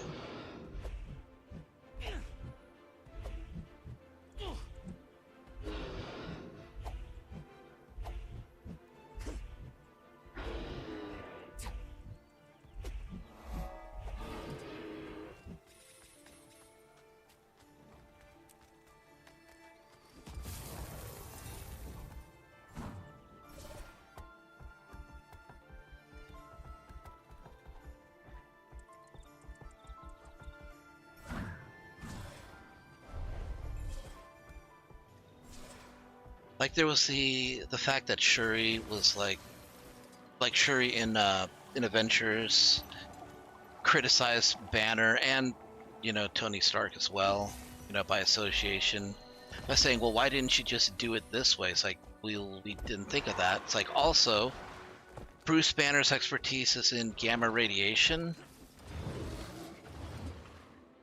and the thing just kind of created itself. So back the fuck up. Why are you criticizing me for something that I had little control over? Got especially annoying when it got especially annoying when the actress, you know, basically revealed herself to be anti-vax.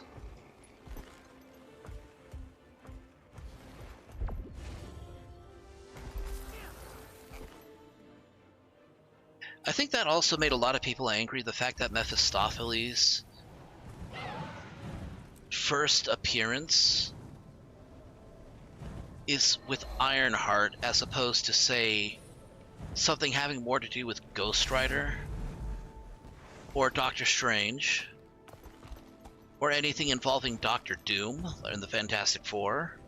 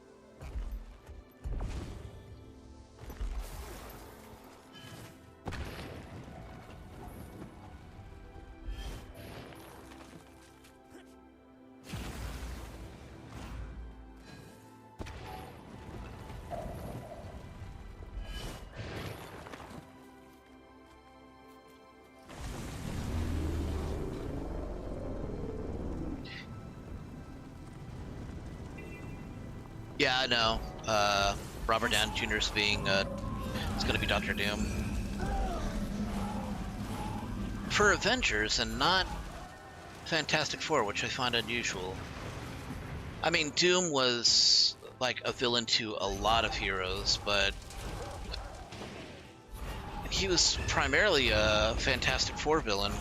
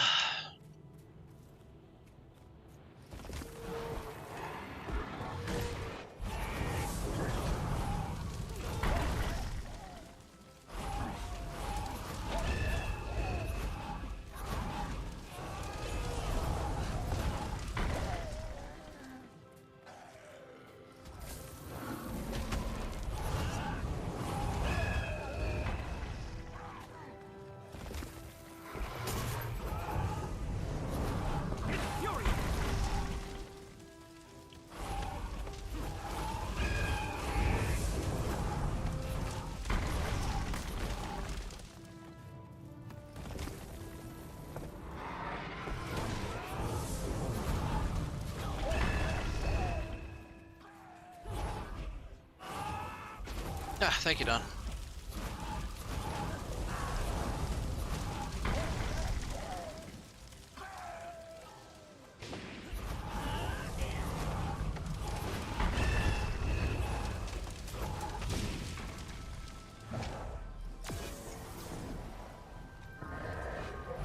Fury! Health increasing! Seems I need to teach you a lesson.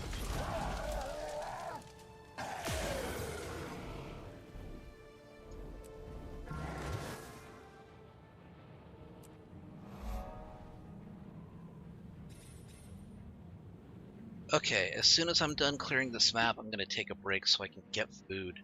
I'm starving.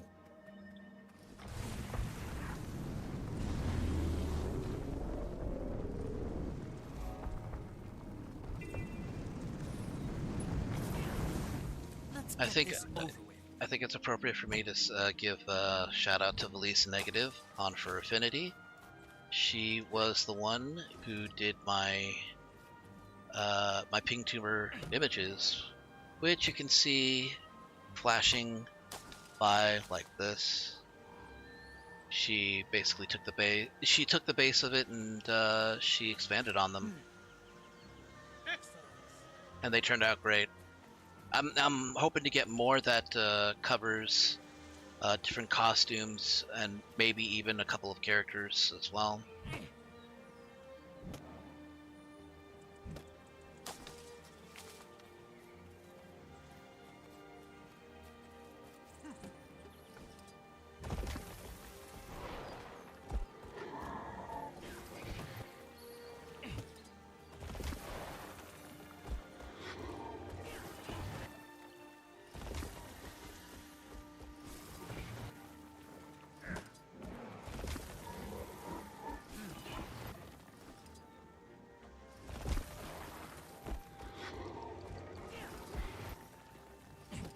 Trick here is to activate a tree, then weapon swap and head to the fire pit. Because by the time you get to the fire pit, the skill will have stopped channeling.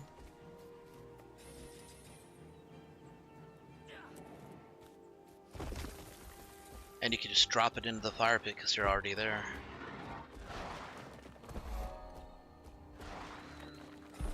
You don't have to stay locked in one place until it's done channeling, you just weapon switch so that it finishes channeling in the background.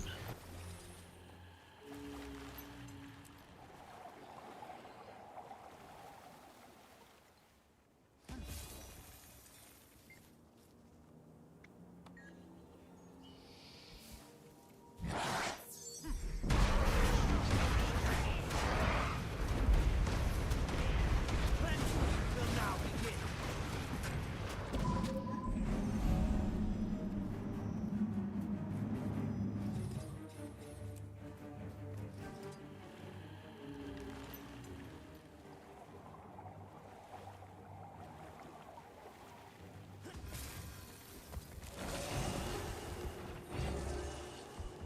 I got this adopt from a drop.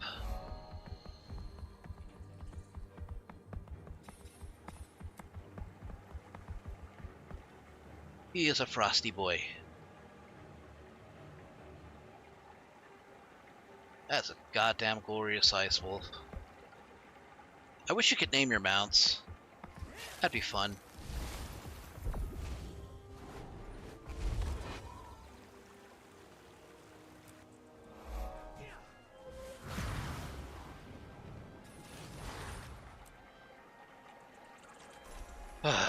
No key.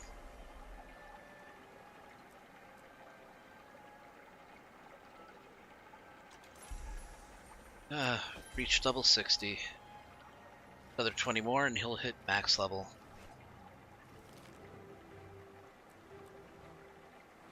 And in fact, I'm going to go ahead and let you guys see more of this Ice Wolf by doing this and letting him be on the screen.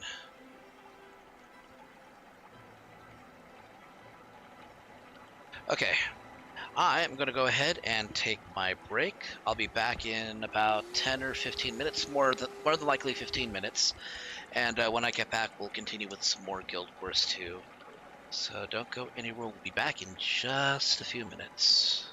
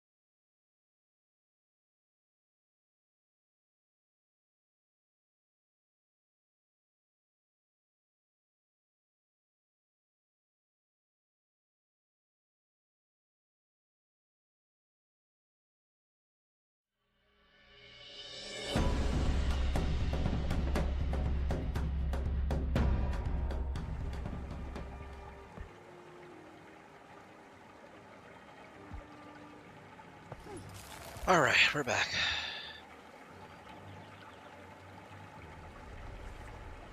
Hey, thank you, Don.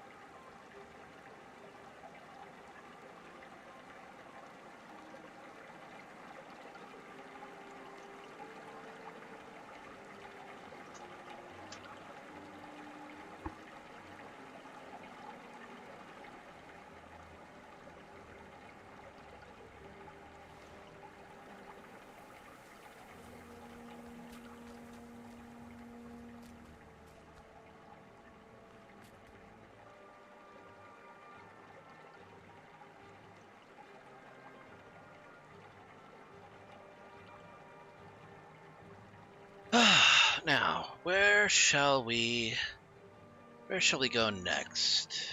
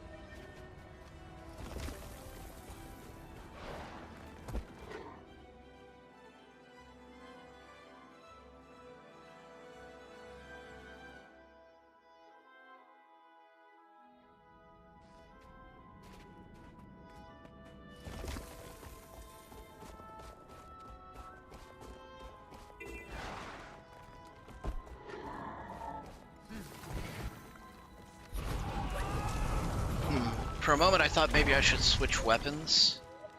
I don't know what to... I had a spear. Actually, you know what? Let me look up Guild Wars 2. We can see who's carrying... Yeah. Okay.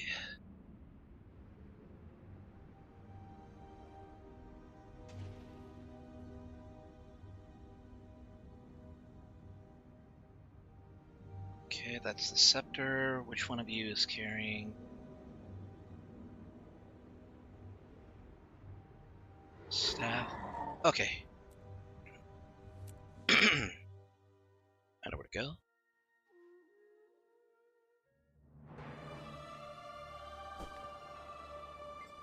I need to outfit that character anyway. Oh, shit. Sorry, having some off-screen shenanigans.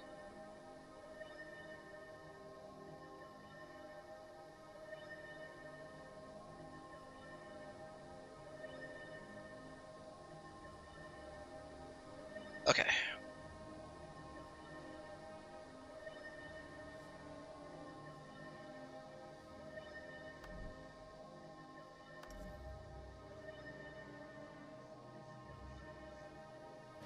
There we go.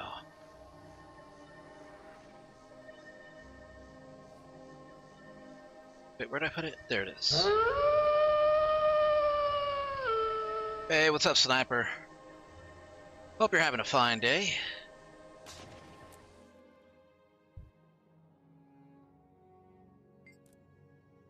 You know what? Let's bring the spear in. So, what I'm thinking is that if they're bringing the Paragon and the Ritualist from Guild Wars 2 Nightfall into factions respectively, it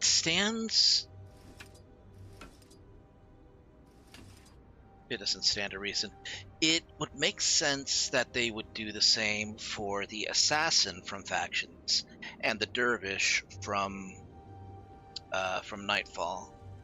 So that's 4.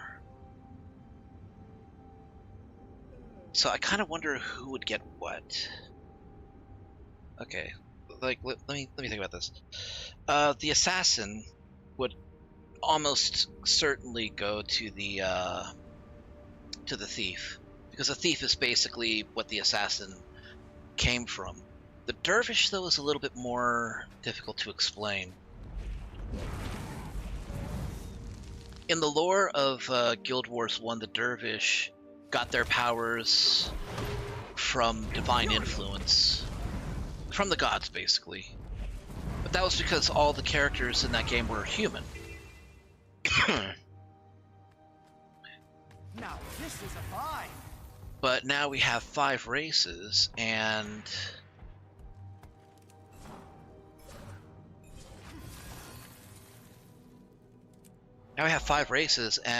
not all of them actually believe in the god. In fact, only the humans are the ones that believe in the human gods. The Char know that the human gods are real, but they're not going to worship them because the Char have no gods. I've heard 1 or 2 Sylvari say thank the gods before, but really their god is the pale tree, and I guess to a more major extent Mordremoth, even though he's dead now. And Asura believe in the eternal alchemy. So I'm wondering if the Dervish is introduced as an elite specialization, which profession is going to get it, and how they're going to implement it lore-wise.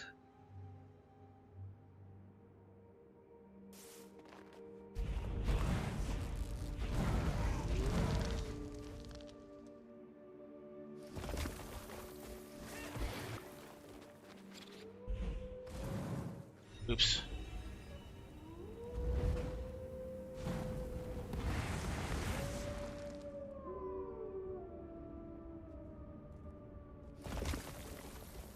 I'm good, just chilling.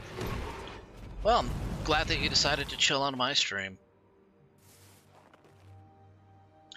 And just because I feel the need to show off, check out my angry face. Check out me checking my phone. Check out my oh so sad face. And me just winking and sticking my tongue out at you.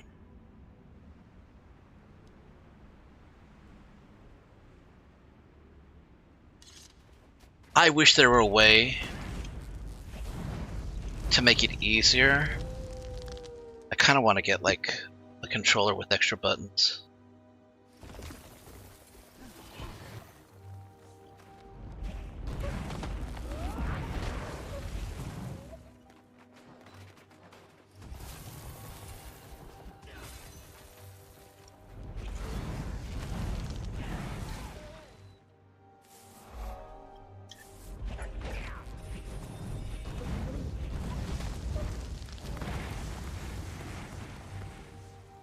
Okay, I seem to remember the point of using the spear.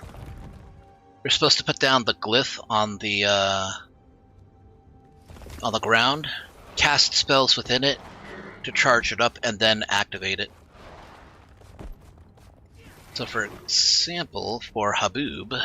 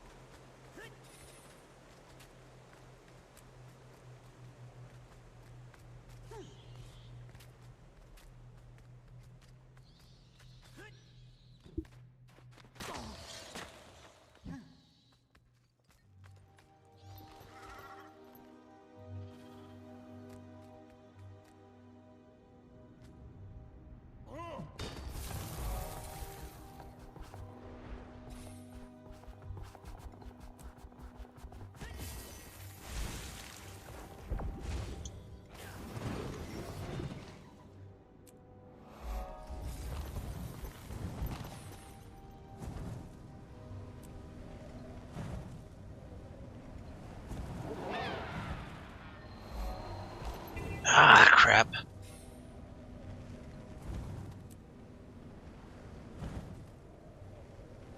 That's just gonna slow me down a little bit.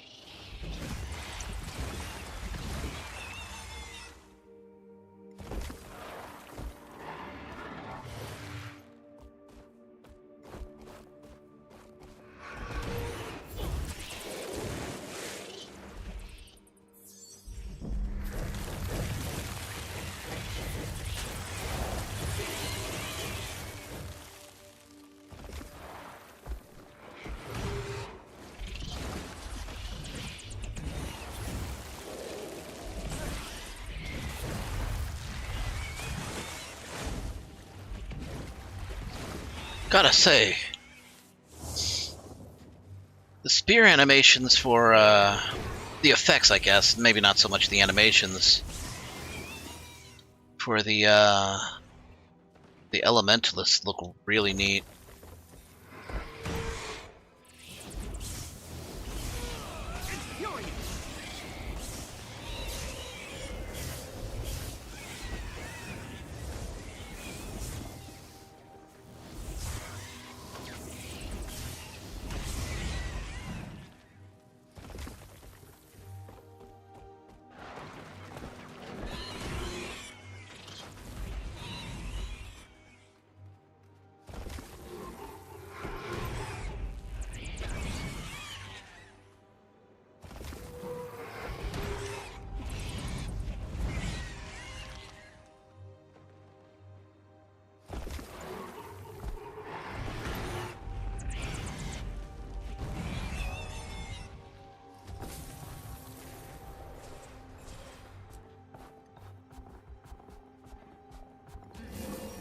You must visit more often. Henry, infuriate!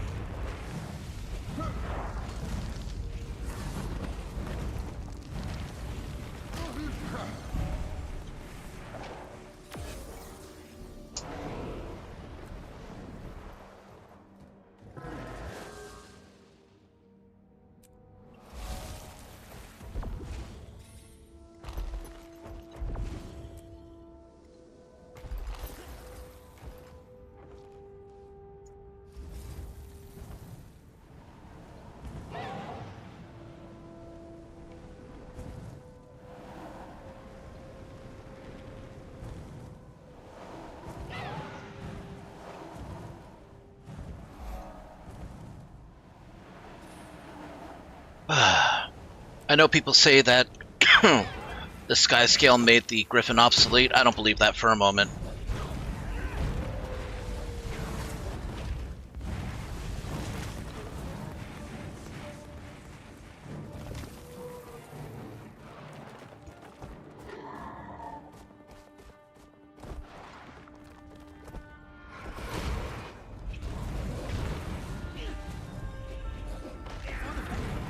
You've been struck.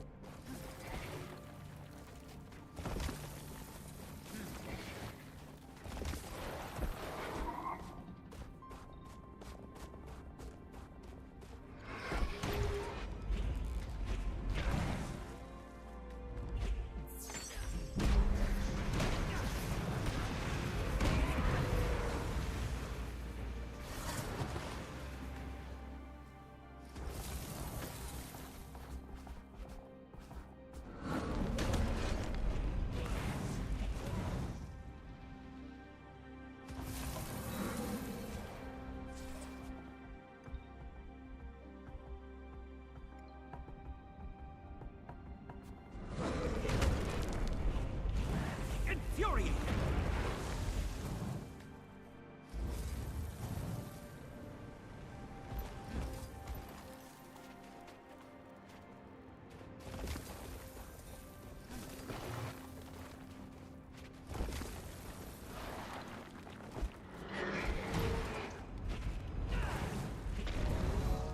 Here we go.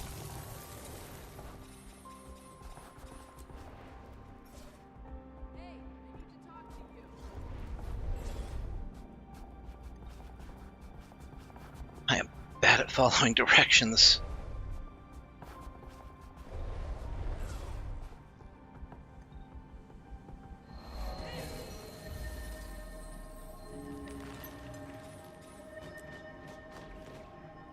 I feel like I could re-dye this to something a bit better.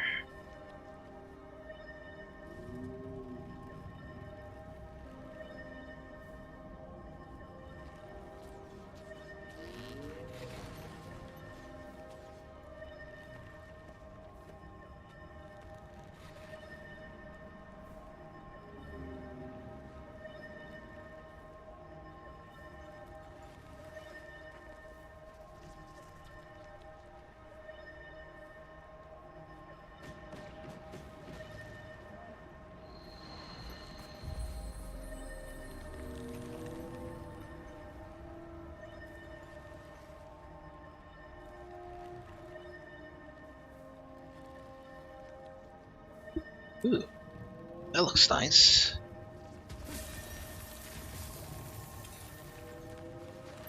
Here's a fun fight. Captain America versus Kingdom Hearts Goofy. Cap. Cap takes it.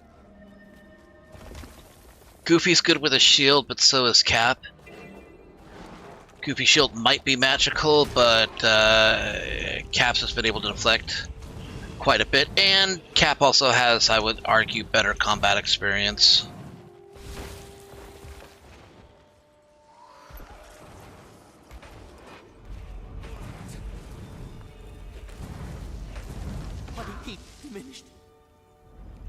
Yeah, everybody would pick Goofy because of Toon Force. It's like, look, if you, the only reason people make up, you know, those battles, they're not even interesting because you know what the answer's going to be. It's the cartoon character over the realistic character. So why they keep pairing realistic characters with against toon characters is, I mean, it's ridiculous. Stop doing it. Which is going to be more effective, dirt or a gun? It's the same type of question. But if we're, you know, talking more grounded and, you know, to the effect of if Goofy were more grounded in reality based on what you see and how he could be defeated, then yeah, I'm going to choose Captain America.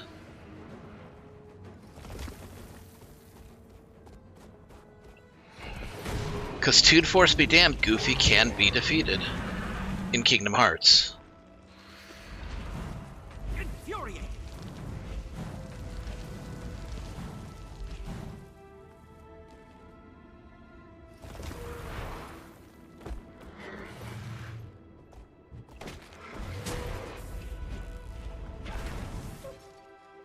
Well, in Marvel, Steve Rogers is Captain of America.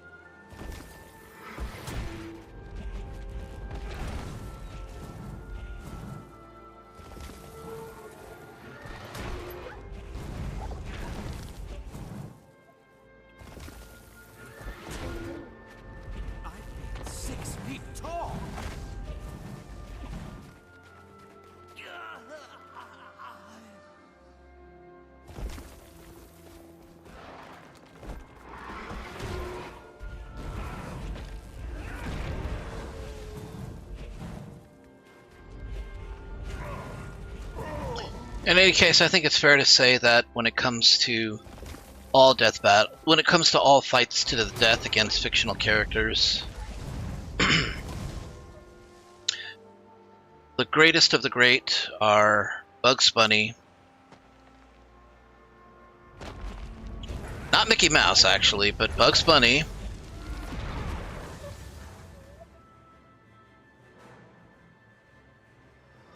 how am I drawing blanks right now? I feel 6 feet tall. Popeye the Sailor,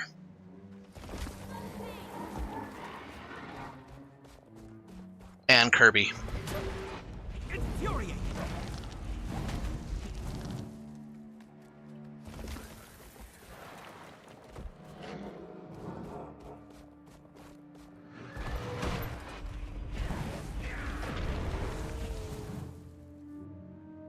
As a mage, yes, yeah. Donald is definitely extremely powerful. And when he's prepared to throw hands in his Irish hopping fighting stance, I mean, that's when you know you fucked up. I love the animation for that fighting stance.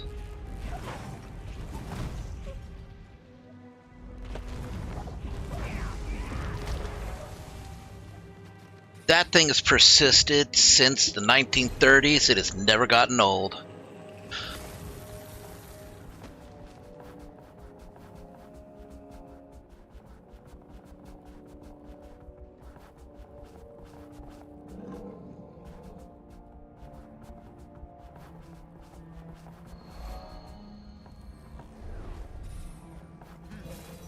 Life is a trial.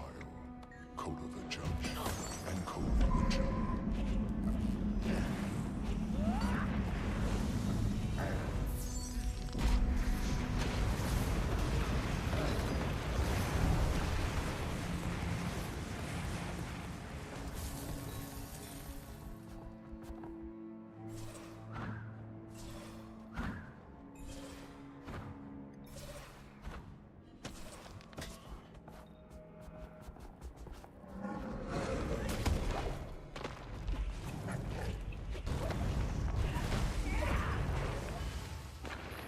Old Mantella would have heard the word Zeta Flare and keeled over.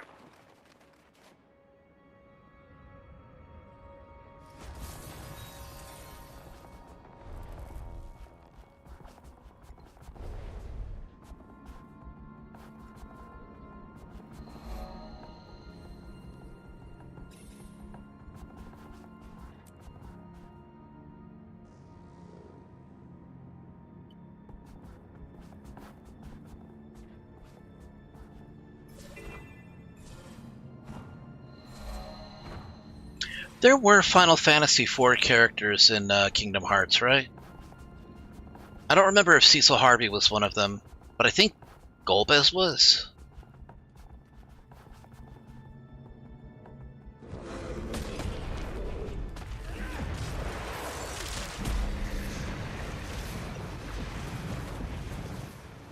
No, that's not true. That's not true at all.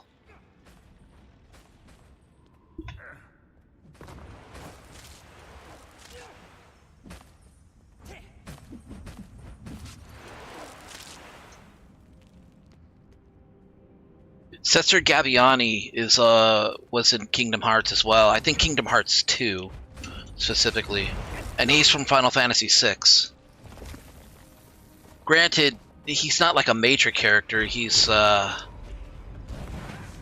believe he's like an arena special event character. So it makes me wonder if anybody from earlier Final Fantasies would have shown up.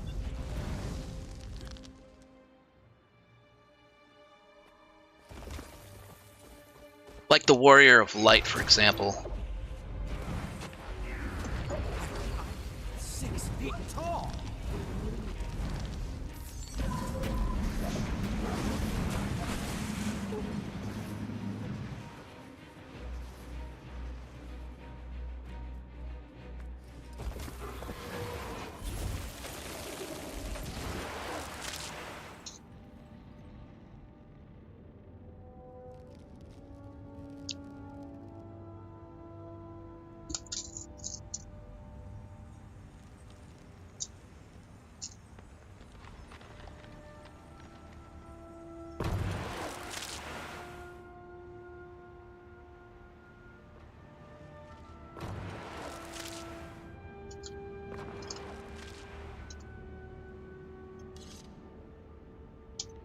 I actually need.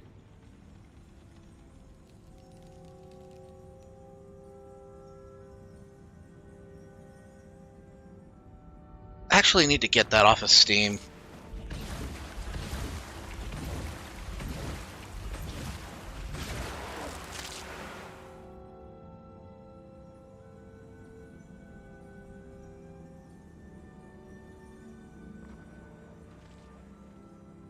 Phoebe's from Final Fantasy IX, though.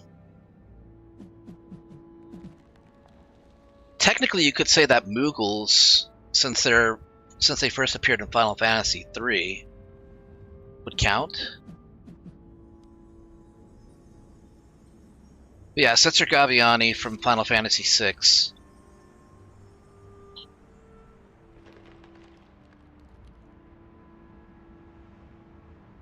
Yeah, I think that's the lowest that they go, is just Setzer.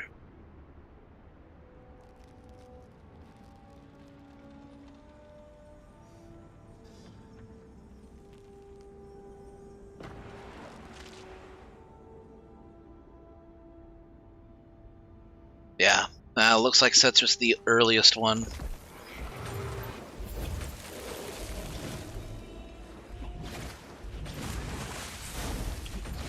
Which is a real shame. They could capitalize, they could celebrate the, I mean, they celebrate the history of Disney in those games, in a way.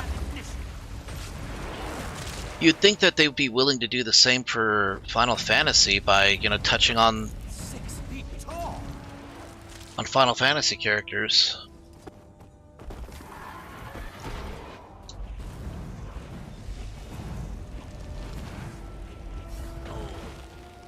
God damn it. My turbulence. And my college instructors.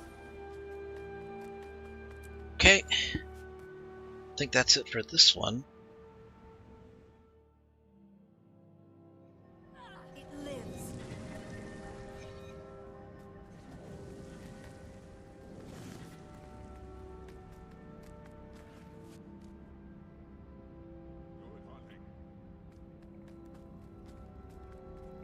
I knew something.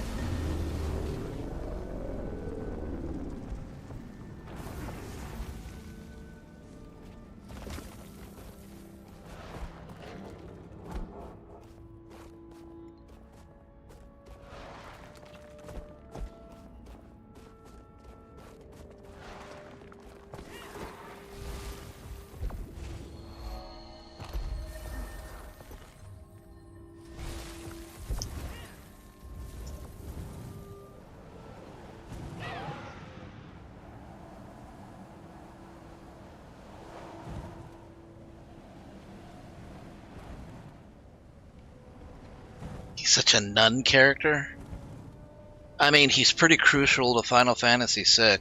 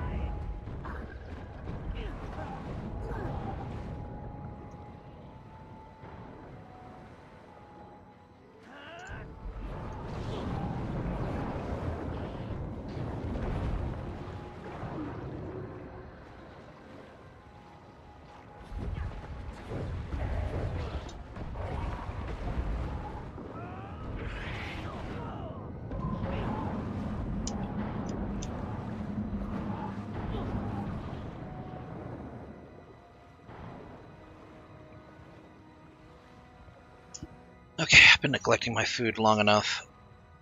Now let's stir this around, get that sauce all over the place.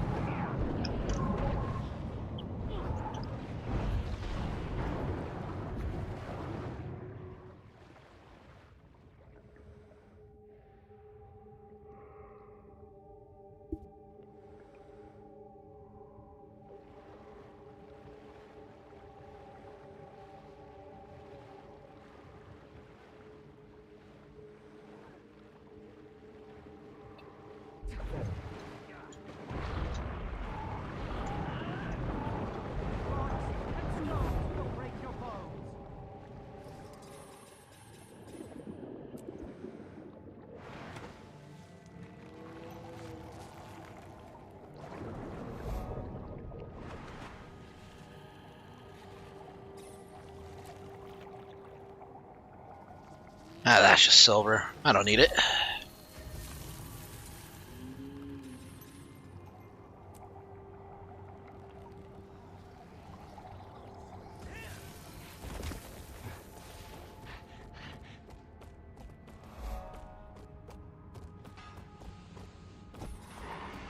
And sometimes I worry that my entire life is going to be defined by doing the same thing over and over again.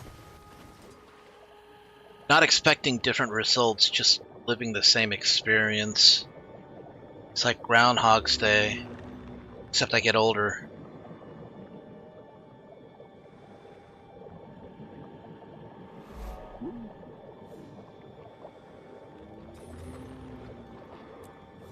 And I don't even know why.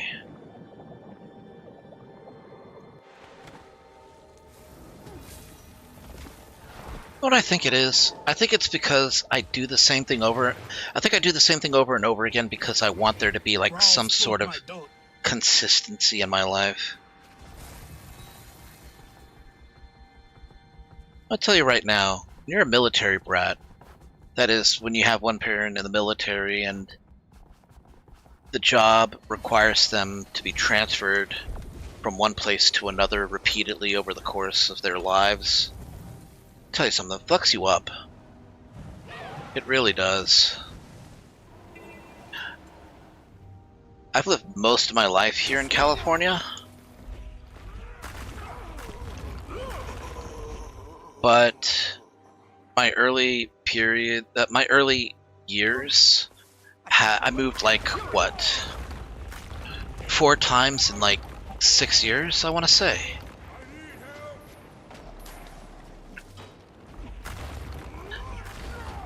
For like, before I hit my teens, I guess, I spent like a majority of, yeah, before I hit like, shit.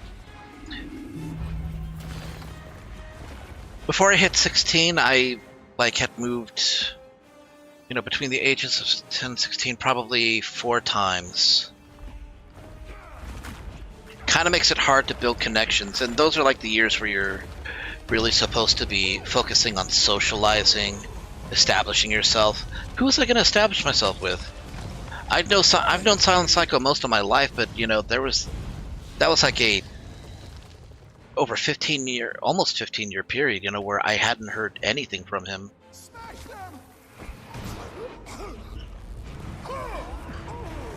You know, it sucks. But the takeaway is that I have always felt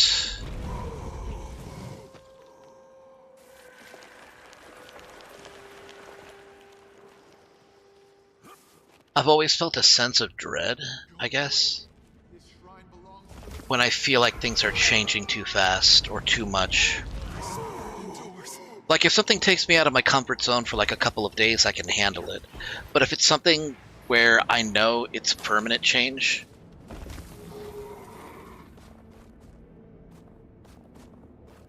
yeah.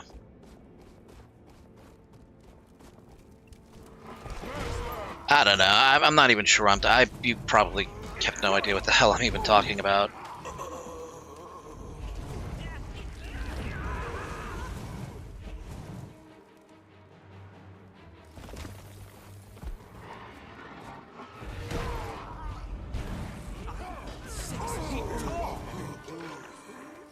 That's why I keep coming back to this game and doing the same things over and over again. Because at least I know that this is reliable. This is not going to change much, if at all.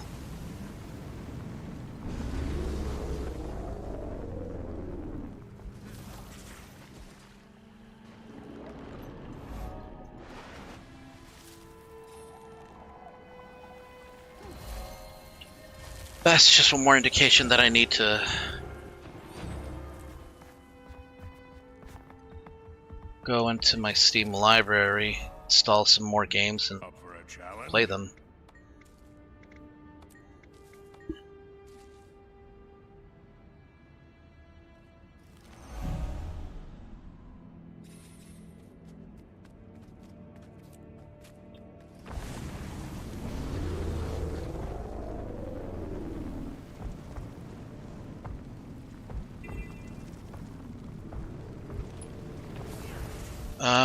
There's a champ nearby.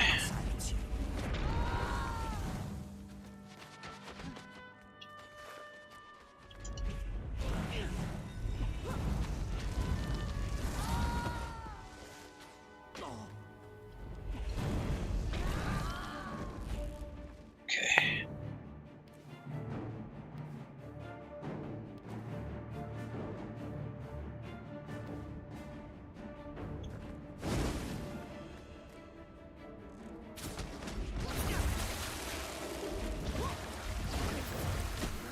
Yeah. In this case, though, I guess for tonight it makes sense that I would want to do this because I just want to ease myself into something familiar and not feel like overwhelmed, you know, just because I'm not feeling, you know, well at the time.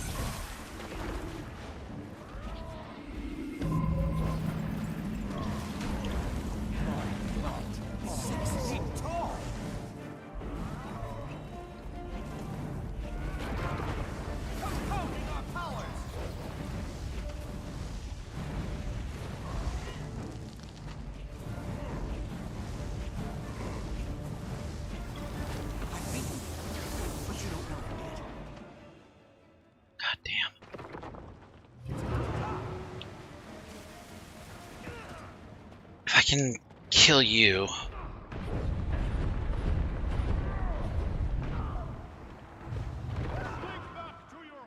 God damn it.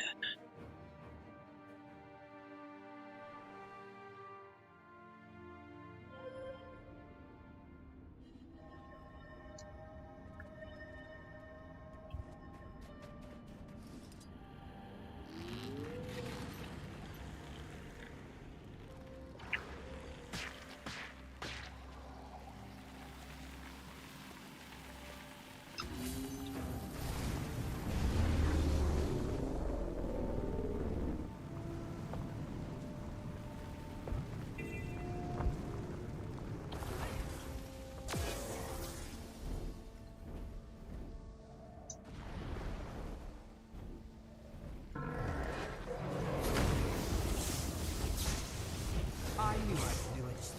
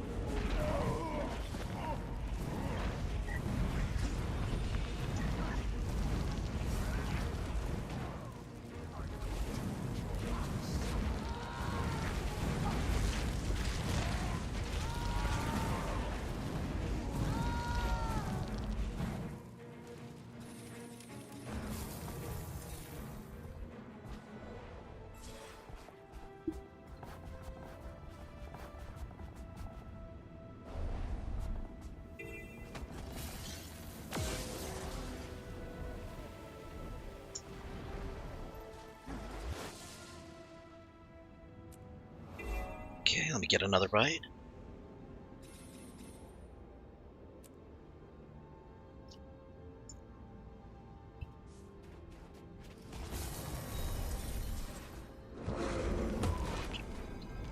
Infuriate! Seems I need to teach you a lesson.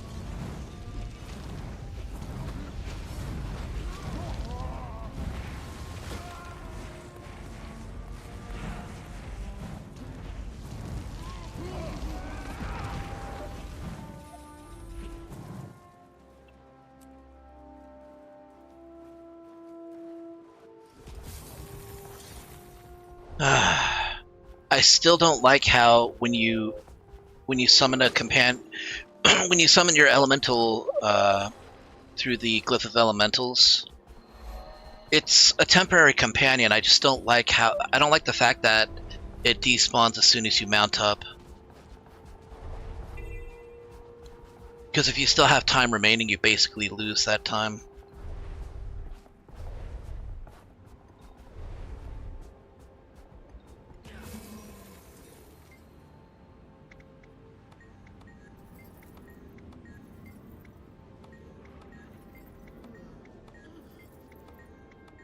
How can I assist you?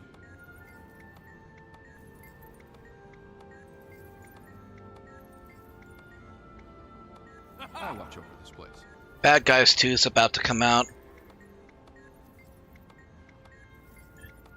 Isn't the main character supposed to like hook up with Diane Foxington or something? I haven't seen like the entire movie yet, so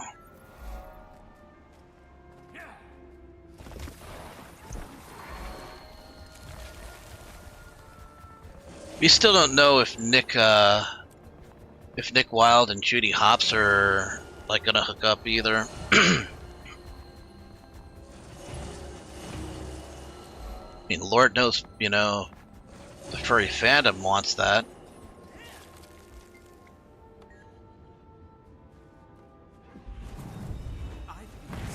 Ah, okay. Yeah, like I said, I haven't seen like the full movie.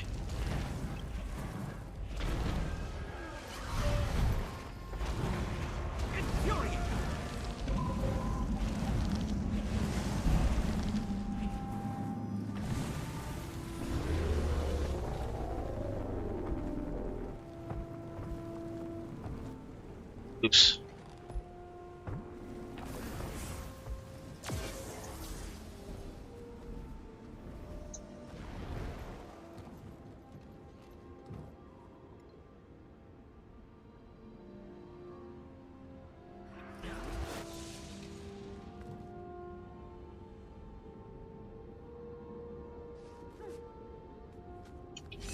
I think I can handle this.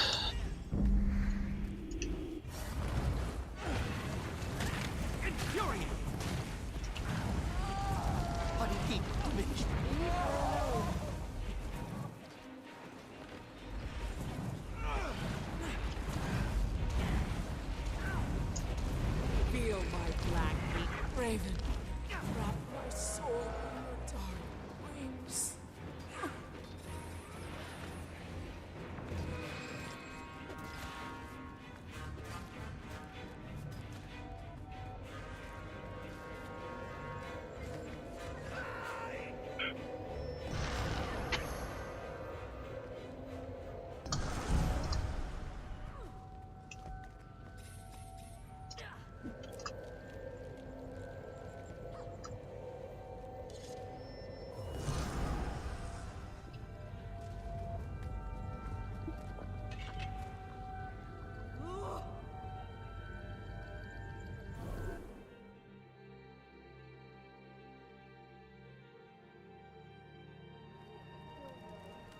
Uh,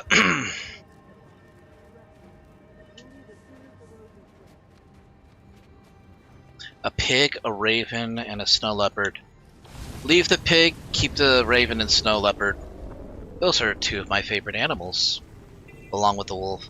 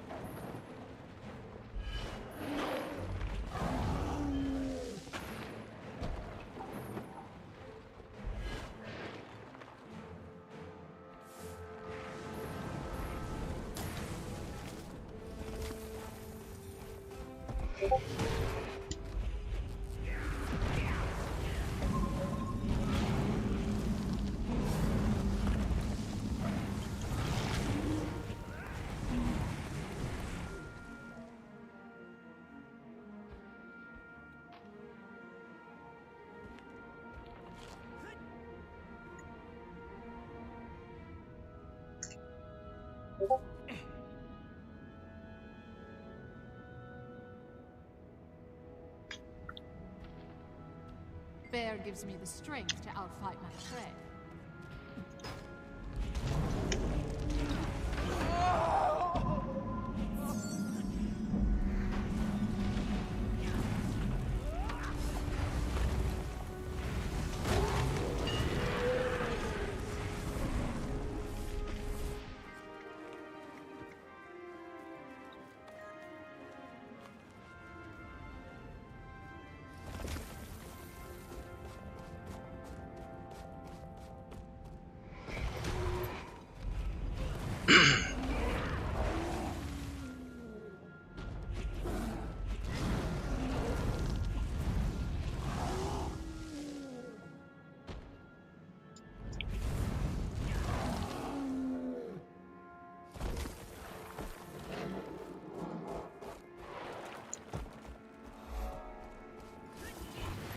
You must visit more often.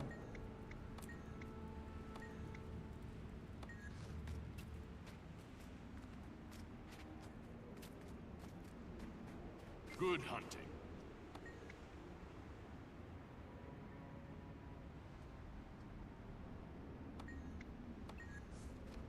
The spirits of the wild welcome you. That was a good fight.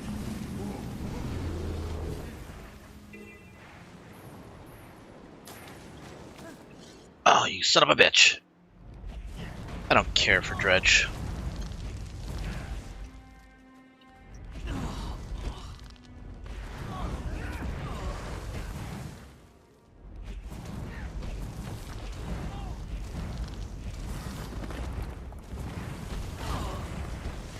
Ah, get me out of that.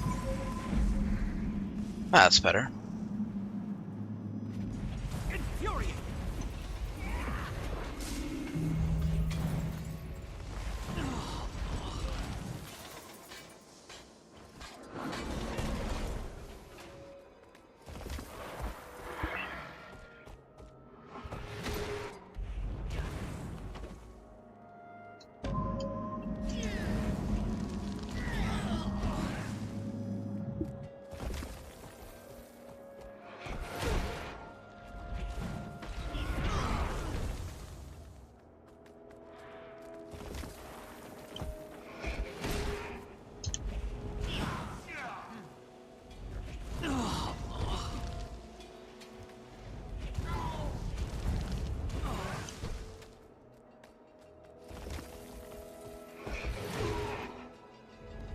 I do like this interaction with the Dredge, though.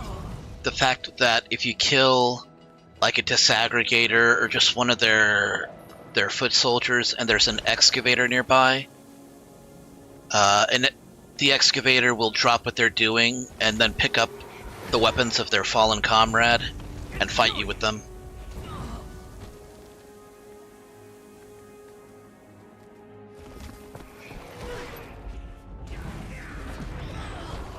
It's like an enemy at the gates, you know, type of situation where, you know, when one of you takes the bullets, the other one takes the rifle. When the man with the rifle dies, the man without the rifle takes the rifle.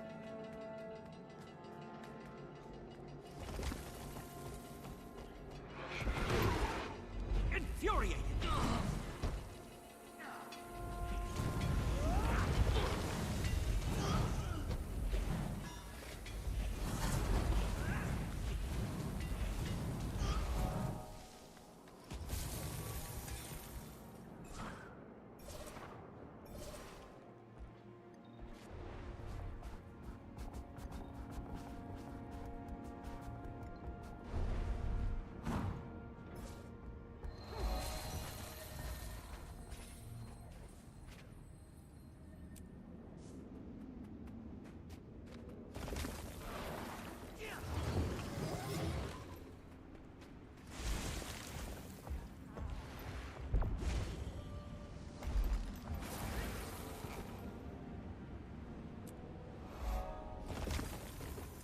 Almost done with this map. It's hard to make pigs attractive. It's possible to do. In fact, I've seen a lot of adopts recently that look so good that they make me want to adopt one of them so I can make like a Gamorrean character.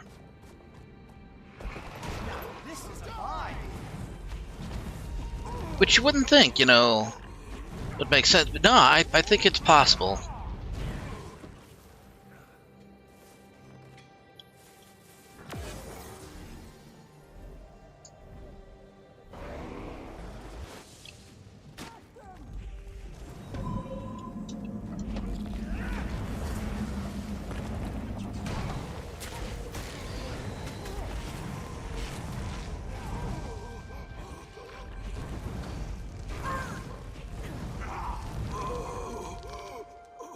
Okay, this should be the last part of this map unless I missed something, which I almost certainly did. Oh no, I got it all.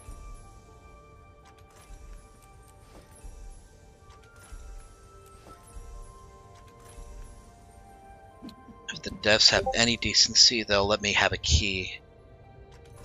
Damn it!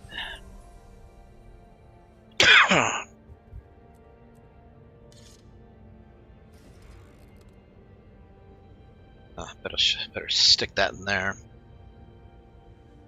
Alright, well. No luck on that roll. I think the face is what kills it for me.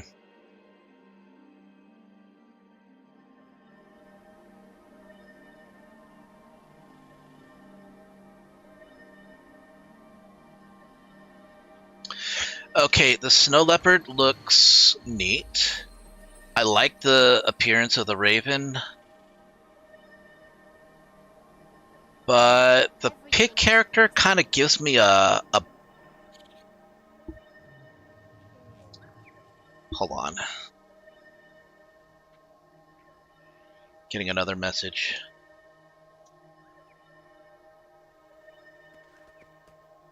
Okay. Right. What was I saying? Right. The pig character kind of reminds me of Murray from Sly Cooper almost, and I think that's what they were trying to go for, except more modernized and female, and not a hippo but a pig.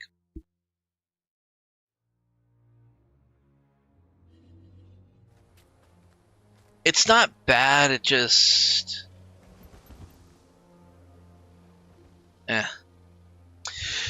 Alright, well, it's close to 10 o'clock. I'm going to go ahead and throw you guys into a raid. We'll see.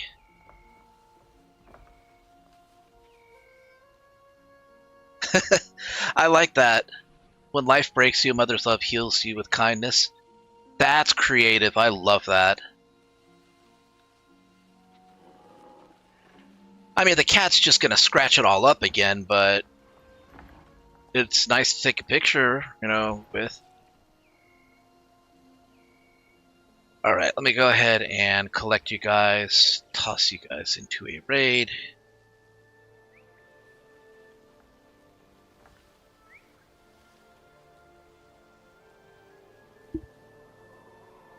Let's see, who's on?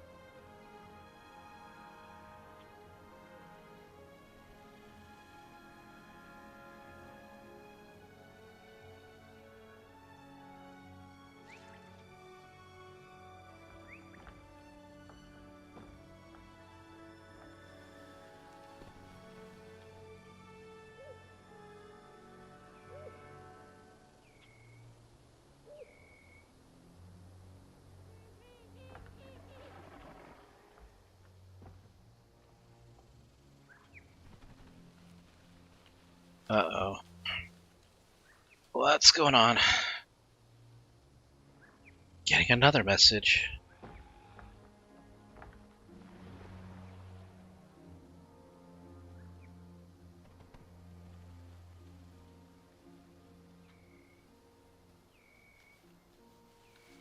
I'll bring down what I have once I'm done with my stream.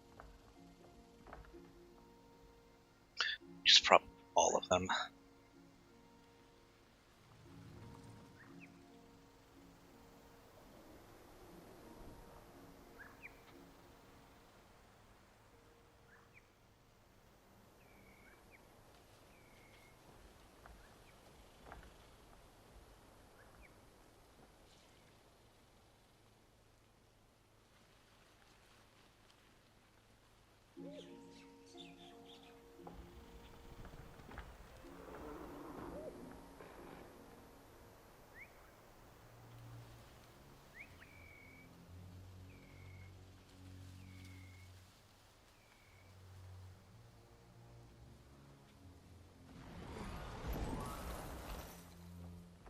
Yeah, I guess I can throw you guys at this one. Alright, we're going to raid Rat Dr. Hugh, who is an 18 plus. Oh wow, that is an avatar.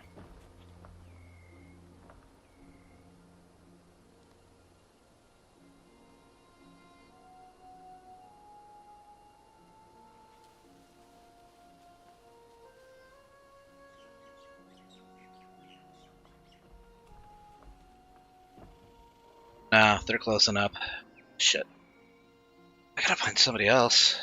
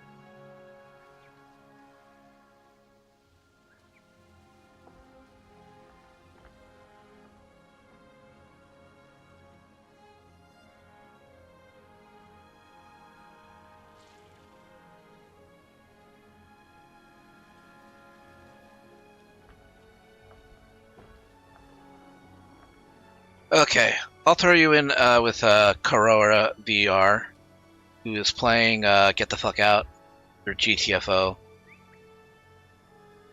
Alright, I'll pick up the stream tomorrow starting around about 4 or 6 and probably going around till 10. So I hope to see you guys there, and I hope you guys enjoyed watching tonight's stream of Guild Wars 2. I'll pick up Baldur's Gate 3. I'll pick up Baldur's Gate 3 again tomorrow. So yeah, but you guys have yourselves a great night, and see you guys next time.